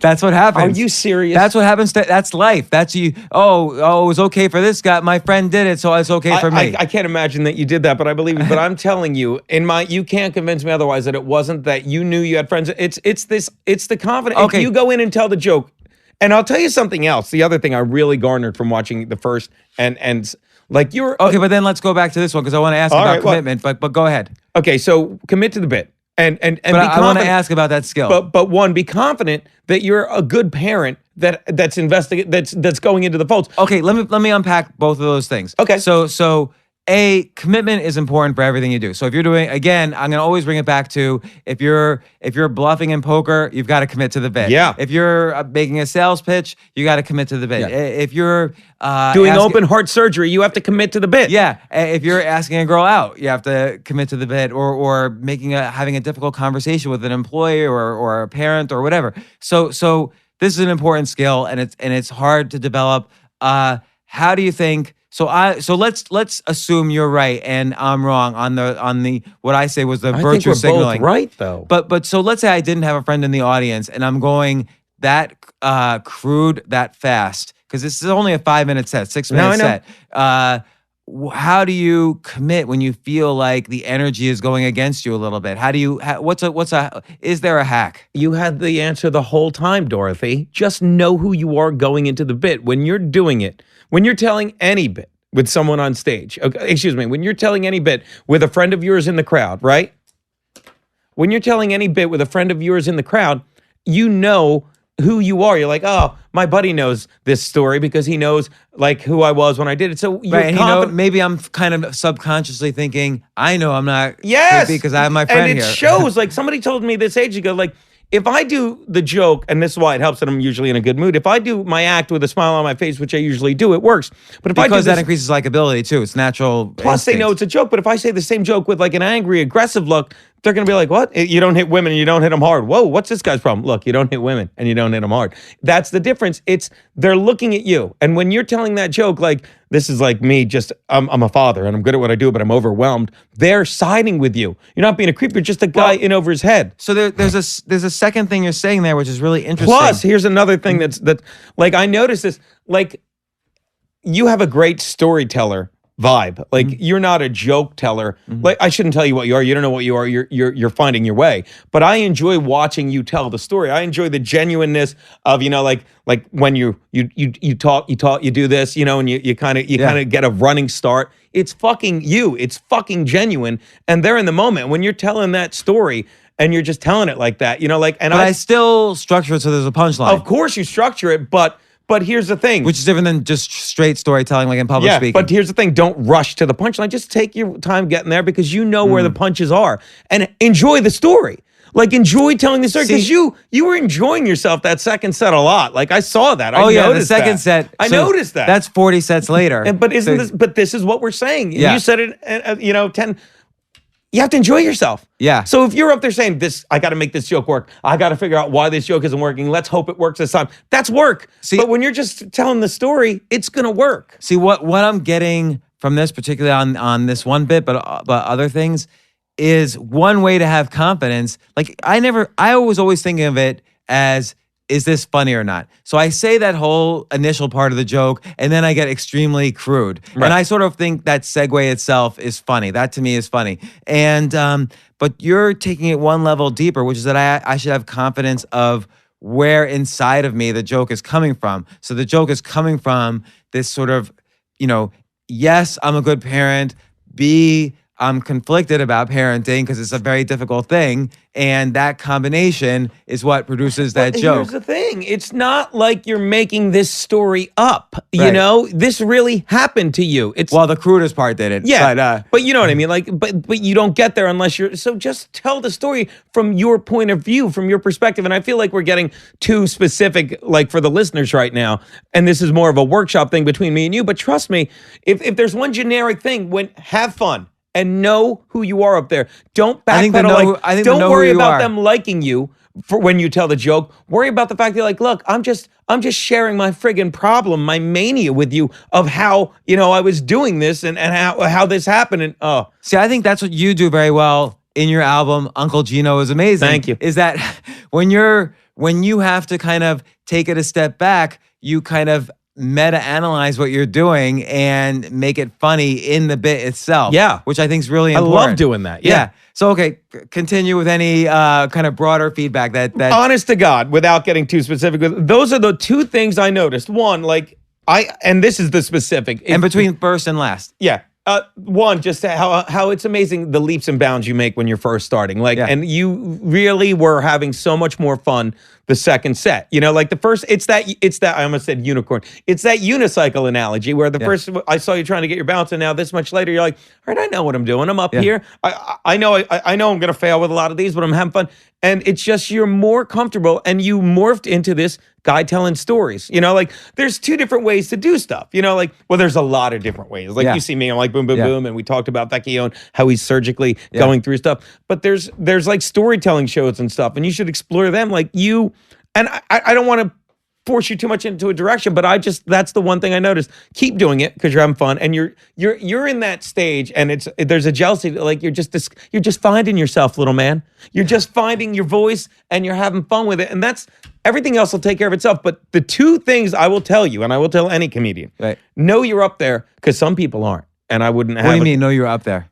I interrupt know you're up there because you like making people laugh. You're not up there. Look, there are comedians up there, like the hot chick syndrome. Don't get me wrong. Allie Breen's very attractive, but very funny because she doesn't think of herself as attractive. She's telling a story, but people are like, oh, I'm funny. People care what I have to say. You ever watch a comedian like, who the fuck ever told this guy he was funny? They just want to hear themselves talk. It reminds me of something Walter Mondale once said, Vice President Jimmy Carter. I quote him all the time. So how old is he?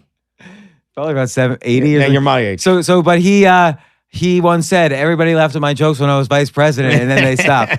Yeah. So, but just know you want to make people laugh. That's why you're up there. So, but you're saying something else too, which is for each thing you say, know the deeper part of yourself where it's coming from. Yes. Oh, without a doubt.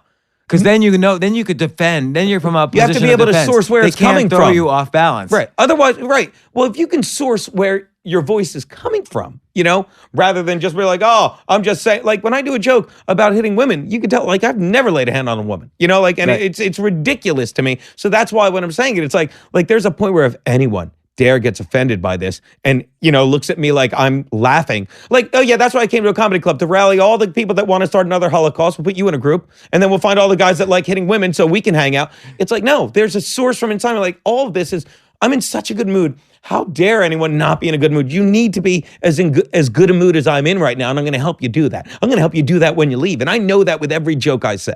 You know what I mean? Everything that's coming out of my mouth, like I don't care if I say how gorgeous my niece is or how humorous the Diary of Anne Frank can be. Everything from there to in between, I'm trying to make you laugh, and that's the greatest thing you can do. And if you think I'm just trying to shock you, well then I can't help you. But you came to a comedy club, enjoy it, take this in, and take something when you leave. Like, I don't want people to leave and be like, all right, I'm done. No, I want them to leave and remember the shit I told them, be like, yeah, why don't I laugh more? It's interesting because I think I've been doing this a little bit more lately, taking a little bit of the meta approach. Like, if someone doesn't respond, I'm going to do something a little bit different. Like, I'm going to say, here's why that was funny, or call it out a little bit. I'll say, I can't believe you're groaning at that. I have a whole thing now, depending on what's happening. And here's one more bit of advice. You can't do anything wrong. You're just starting out. You can't do anything wrong. You can make mistakes, but that's let me tell you. But I don't agree with that. So let me clarify. Making a mistake on stage isn't doing something wrong. Right. Like you just said, you're like, well, this guy got so mad he needed a drink. You didn't do something wrong. You learned from getting on stage. So you can't, that's what I mean. You can't do anything wrong. That's true. That's what I mean. I definitely don't get upset at anything. Right. I never get upset. That's why I go to the video and analyze. And I totally am aware that I am a beginning student. Right. But what I try to do is, and this is always a technique I recommend to people, there's that saying, you're the average of the 5 people around you. So I won't do open mics or beginner mics. I'm only going in a lineup where everyone else is like a 1-hour Netflix special or has done a bunch of shows or has released an album. I want to know that if I go up, there's a reasonable chance I can do well enough that people in the audience won't realize I'm different than the crew that time, which is hard. So it's an extra challenge for me. And sometimes I succeed, sometimes I don't. So that's the challenge. But I think I'm better now than the beginning. Well, yeah, you have to be getting better, or what are you doing? You know what I mean? Yeah. Like I've seen guys that have been doing a lot longer that stopped improving because, I'm booking a club now. You're booking a club? No, you get on stage. You know what I mean? It's like you have to always be working on the next joke. Like that's a great Sinbad story, who I never met. But when I have actually. I interviewed him at the Aspen Comedy Festival in 1997. He's an amazing guy, isn't he? He is a very good guy, yeah. And he was really interested. Like, the internet was just kind of happening for a lot of people. Do you have an interview with him? Because I listened to his interview with Mark Maron, which was incredible on that one. I'll find it. It's from 1997, so it's a long time ago. But I'm saying this 2001, I move up here, and he's in Wilmington, Delaware, working the Grand Opera House, and he goes across the street to this bar I used to work at, and all my friends are like, oh my God, you're Sinbad. Our buddy Geno just moved up to New York. He wants to be a comedian. Could you sign something for him? And he signs it, Geno, good luck. Never met me. Geno, good luck. You're one joke away. And I still have that in a frame because you're always one joke away. You're always, that's the other thing. You're always writing the next joke. If you write this is my set, and you're just doing the same set on the road, 15 years later, you're not a comedian. You're doing a job. You're like, all right, here's my thing. That's a really good point. Yeah. So that's the thing. Just keep know that you can't do anything wrong. You can make mistakes, but you're not doing something wrong. Mistakes are great. Yeah. If you're not falling, you're not learning, all that shit. But keep having fun. I think, to add to that, I think you need to take ownership of the mistakes. So, no, that crowd sucked. That crowd didn't suck. I never will say that, and I hate anybody who says that. Yeah. So, and even that heckler, I don't blame him. That's why I had to look at all the videos to see what was going on. So I needed to do something so that everybody could have a fun time. Yeah. There was something I was doing wrong that prevented people from having a fun time in that room. Right. So not just him. From now on, whenever you do that joke, honest God, be like, Geno thinks this joke is hilarious. All right, I will. Remember that. But now, I don't know if you notice in the second. So the tagline will be like, Geno's a fucking idiot after it bombs. Who's Geno? So I did take the crudest part out in the second time. What, the masturbate part? Yeah. Well, you got to get that back in there. All right, maybe I will at some point. I mean, I'm not ready yet. As I've said to many people, because I think the joke's funny. I think it's funny, which probably means it's terrible. I think the joke's funny without it, but I think I'm going to wait for a 15, 20-minute set to get it back in there. Here's what I want you to do later. Watch that first set again and watch. You didn't commit when you did it. You didn't. Oh, yeah? You didn't. You'll see. Because they didn't go with you. So you're like, be like, Be like, Yeah. trust me. Like, you know the joke I do about Anne Frank, and I'm like, because I cry when I'm like, I don't backpedal at all. It's like, you don't like that, you're gonna hate this, and that's what you do. Like, well, you know what I mean? So And again, I feel like we're being too cryptic for the listeners, and for that, I No, because- apologize, no, guys. but that's why I'm going to back it up. So committing, and again, I've talked about this with John Max and Jay Leno. Committing to a bit is the same thing as I thought I was looking at my reflection. Me and Carlos were both drinking coffee at the same time. I'm like, God, I'm a good-looking Mexican. Committing to the bit's important for any activity. If you're like, you know, again, from poker to sales to sports to whatever, to learning an instrument, Sure. to any kind of performance. But also, so let me ask you what you do. You're in the middle of something. Oh, what? What? Pause. What? You got that silence coming in, and what do you do to say, okay, you know, in that microsecond, I just lost somebody. I don't know who. I can't tell yet. What do you do? It's funny because my first album, which was called This Isn't What I Do for Fun, and we used to joke, like, and it was before I had, like, what I do now is I just keep going because I don't ignore it, but it's like, look, I know that joke was funny. I don't say I know that joke was funny. I'm like, I know that joke was funny, but this crowd, like, look, we're going to keep doing this. It's like my parents used to say, I'll give you something to cry about. You know what I mean? Like, well, that's it's like, look, I'm going to keep going. Like, I get my $8 either way. And you just know that, like, the next joke, all right, if you didn't like that, maybe like this. But trust me, when the crowd doesn't laugh, remember this. Sometimes that's good because they laughed at your other joke. Like, trust me, you watch Comedy Central now. It's like everyone laughs at everything. Why? Because they stop the tape. Oh, I'm going to miss At Midnight. You ever hear, and I did a rant on this on the show. Hey, you ever have some young comic, hey, did you see At Midnight last night? No. I was on stage at midnight. I was hanging out at a club at midnight. I was doing hookers and blow at midnight. I'm living my life at midnight. I'm not frigging on, watching like the internet and tweeting fucking shit. You know what I mean? I forgot what I was saying right before that. What was my point? Cocaine. What do you do when there's silence in your act? Oh, so that's the thing. Oh, thank you. So that's the thing. Like, so when people are tweeting on at midnight and this trend, like people are typing 140 characters and, oh, this is funny. Everyone in the world's laughing. Everyone's laughing at my tweet.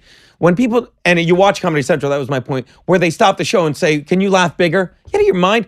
So Really? I didn't know they did that. Imagine if I laughed at every single thing you said. Would every single thing you said be funny? No. Would you know what was funny and what wasn't? No. So imagine they don't laugh at one of your jokes. Okay. Well, go to the next one, because when they laugh at that, they genuinely like that joke. Did you? And don't sit there being like, looking over your shoulder at the joke you just missed because you're gonna fucking not be in the moment for the next joke. So I read an interview recently with Stephen Colbert where he said when he's bombing, it's not like he learns from it afterwards. He leans into it right then. What do you think he means by that? What do you mean he leans into it? Yeah, he enjoys the bomb. Oh yeah, well that's the thing. It's kind of the same because it's like, well, then enjoy the bomb, because look, you're gonna tell the joke again. You're gonna get on stage again. It's like when guys blow the light. Fucking, what are you doing? You're trying to get one more joke in. There'll be other days for the Andrea Gale, to quote The Fucking Perfect Storm. If you know you're gonna get on stage again, why are you trying to get off on a laugh? Just get off and do it again. Lean in. If it's dying, lean into it. Savor it, because that's why we're up there. It's a rush. You know what I mean? And then go to the next joke. And if they like that, great. Then you know they really like that next joke because they didn't like the one before. And if they don't like that, keep going. But trust me, you want a genuine audience. You know what I mean? Yeah. And if that joke bombed because it wasn't funny or because the crowd sucked, you figure that out. Like, you figure that out at a later date, or maybe you get to the point where in your mind you can analyze it while but you just keep going and you lean into it. You're like, all right, that died, huh? All right, let's, and don't turn on the crowd. Be like, oh, fuck you, you didn't. When they go, oh, fuck you, that's funny. Oh, come on, dude. Try harder. Was it funny? Not to them. It's what I said earlier. 1 or 0, yes or no, laughter or not laughter. If they didn't laugh, they didn't laugh. On to the next one. You know what I mean? Would you ever take a situation like that and say, okay, this is where I'm going to do the pace, and then I'm going to get back to the Einstein? I don't know. Every set, every moment is different. Like, that's the one thing, to revert back to Pam Grout. It really helps you be in the moment. Like, when I'm on stage and I'm in the moment, I'm having more fun than anyone in the room, and it translates. And it shows. Like, you're like a maniac on the stage. You're we were talking about that. Like, the album, and everything in my life, it works. It's that energy. I draw on the people I need. I'm hanging out with my buddy Kevin Dabrowski, who was the host on the album. Great comedian. And we're driving to a gig, and I'm like, he's like, you need to do a new album. So I'm like, I do. This was like last fall, and I text Emilio. I'm like, hey, I want to do a new album. He's like, pick a date. So Emilio, who Savone, who runs New York Comedy Club, great club. So he's like, pick a date. So I pick a date. And then I'm about to do it. I'm like, I need a record label. I was going to Why sell. do you need a record label? You don't. I was going to self-produce. But Which is what I would have done. Right. But I'm going to self-produce. And I'm like, well, maybe but they help with so much stuff. Like And, what? Like they help market it to, like, trust me, I would not have like soared that high. Yes, you would have. Okay. Well, my point is, so I go through Comedy Records, right, out of Canada, and they like handle all the producing and all that stuff. They get me the sound guy. They edit it up there, and it's just like those people. When they, this is my point. When they hear my tape on, they see my Gotham tape. They're like, oh, that's great. We love your energy. So then I'm like, all right. Well, then when we do the tape, I'm like, how was the tape? I'm like, did you like my energy? I'm like, on the Gotham, they said, yeah. I said, now imagine me in a room sold out twice with people that came to see me and, that just want to see me do well. And the energy, and this was my point, the record label stuff aside, we can talk about that. The energy on this is, I have amazing energy to begin with, but you hear the energy on that. It's like, oh my God, if I'm doing well, I'm having so much fun because I genuinely like making people laugh. I like when people are happy like me. You know what also I like, and I think this is sort of a last important lesson of what you did with this comedy album is, I have a book called Choose Yourself. I think people need to kind of avoid the so-called gatekeepers. Like you didn't need Netflix to call. You weren't like, there's 5,000 comics out there right now waiting for Netflix to call them. Right. And they're only going to call 50 people this year. And of those 50, only 25 are going to make more than $100,000. So you're not waiting for Netflix to call you. Right. You booked a club, got an audience, did an album, released it all on your own. I don't know how much money you've made from it so far, but it's probably bringing in a stream of income. Yeah. And you could do it again tomorrow. The stand-ups on Netflix. Watch the first episode, Nate Bargatze. Absolutely brilliant. Squeaky clean. Good friend of mine. I watch it with my niece and nephew. I'm like, you're going to like him better than me. We're like, no, Uncle Geno, but he's really funny. All right, I'm going to watch it. I like Dan Soder also. Oh, Dan Soder's on the stand-ups too. He's the last episode. He's great. Yeah. Love him. But Bargatze is a good friend of mine too. I mean, Dan Soder's a good buddy of mine too, but yeah. All right, what's 5 favorite books that you would recommend? Other than The Diary of Anne Frank. I love this question. 1, without a doubt, far and away, The Prophet. I know it's an epic poem. I like it. Khalil Gibran. Yeah, The Prophet. People like it gives you the cliff notes to every the Quran, the Bible, the Torah, whatever. Yeah. Just read The Prophet. 2, The Plague by Albert Camus. I like that. The only thing worse than despair is the habit of despair. That's the same thing as like it's okay, like where I say you can't do anything wrong. He basically says it's okay to be upset. It's okay to be sad. But when you wake up every day expecting to be sad, you've lost your mind. Okay. The other one, Siddhartha, Herman Hesse. Herman Hesse. Oh my book. God. Did you also realize that that time does not exist, Vasudeva? That one's fantastic. Those are the 3 that leap out.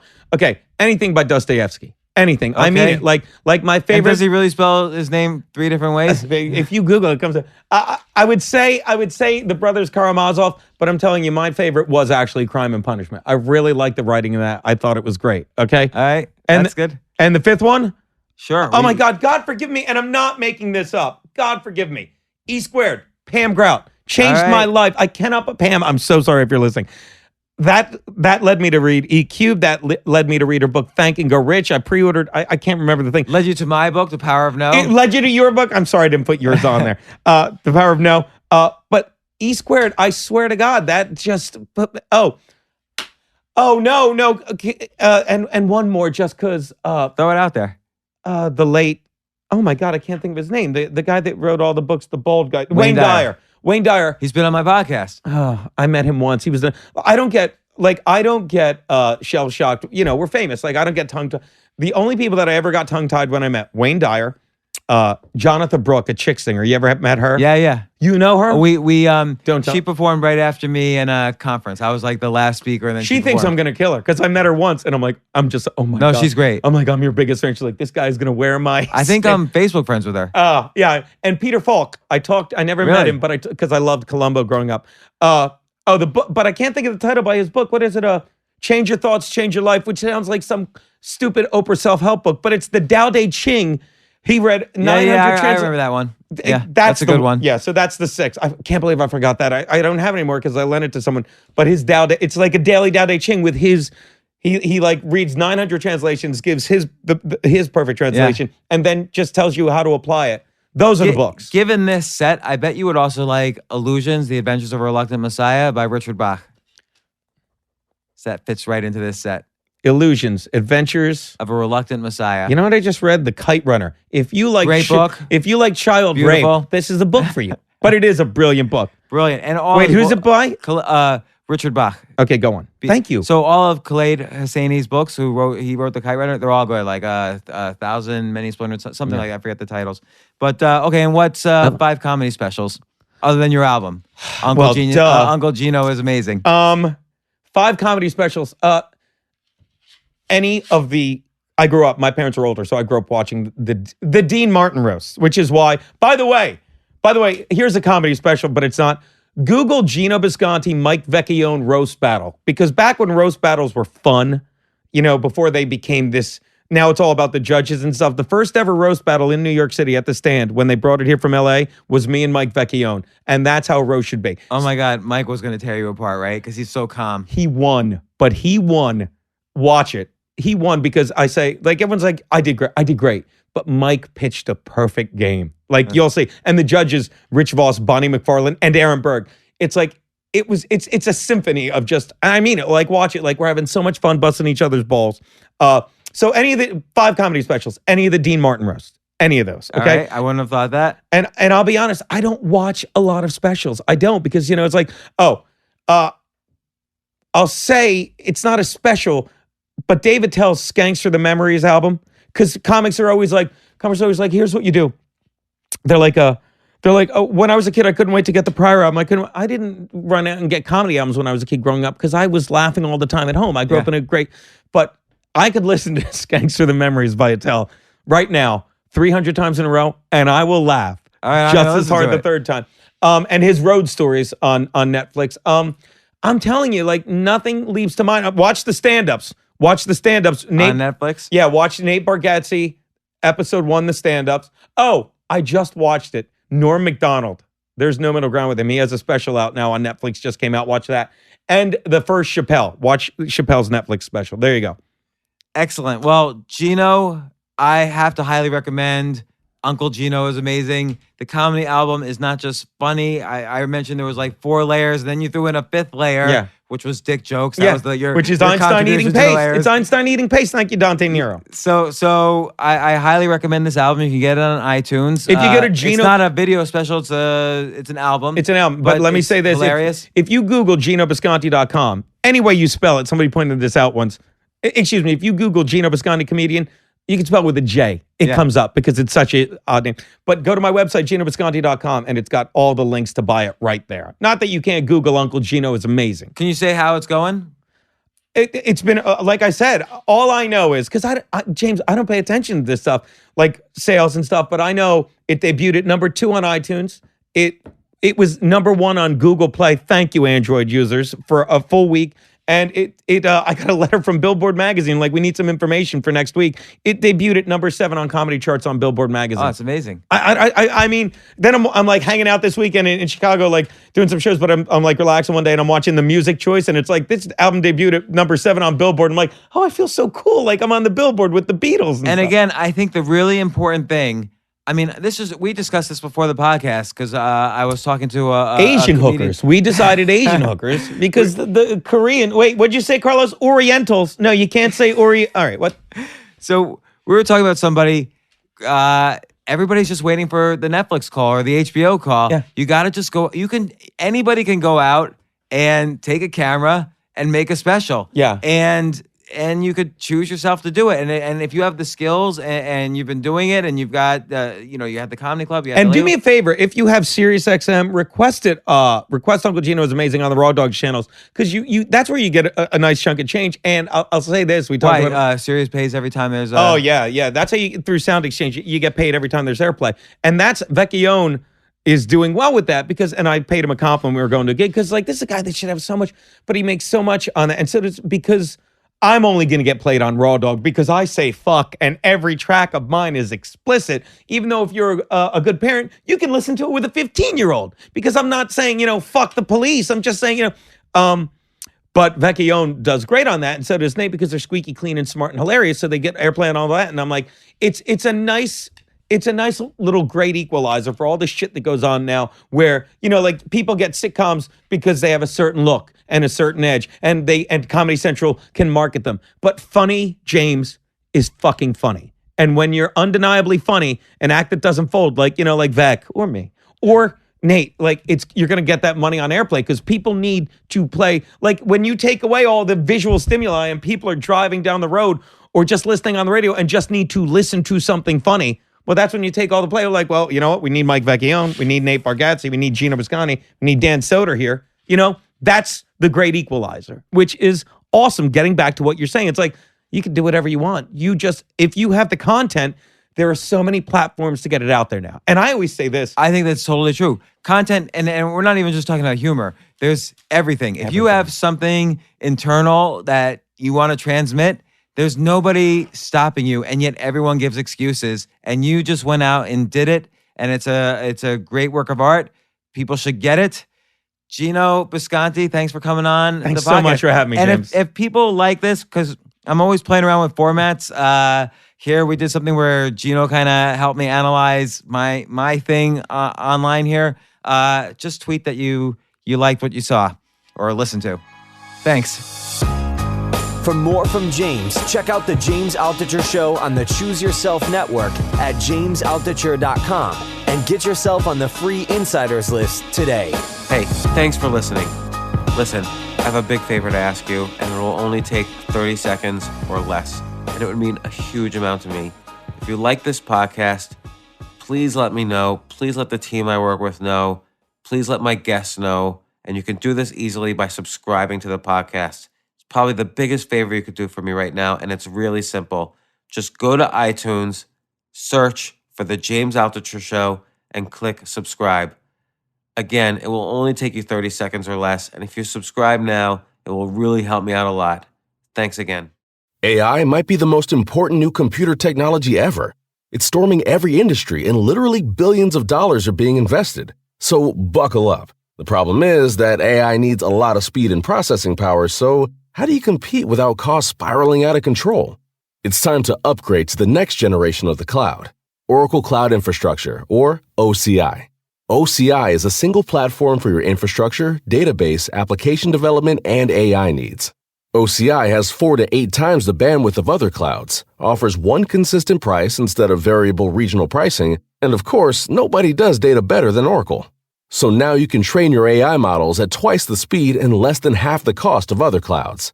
If you want to do more and spend less, like Uber, 8x8, and Databricks Mosaic, take a free test drive of OCI at oracle.com/advance.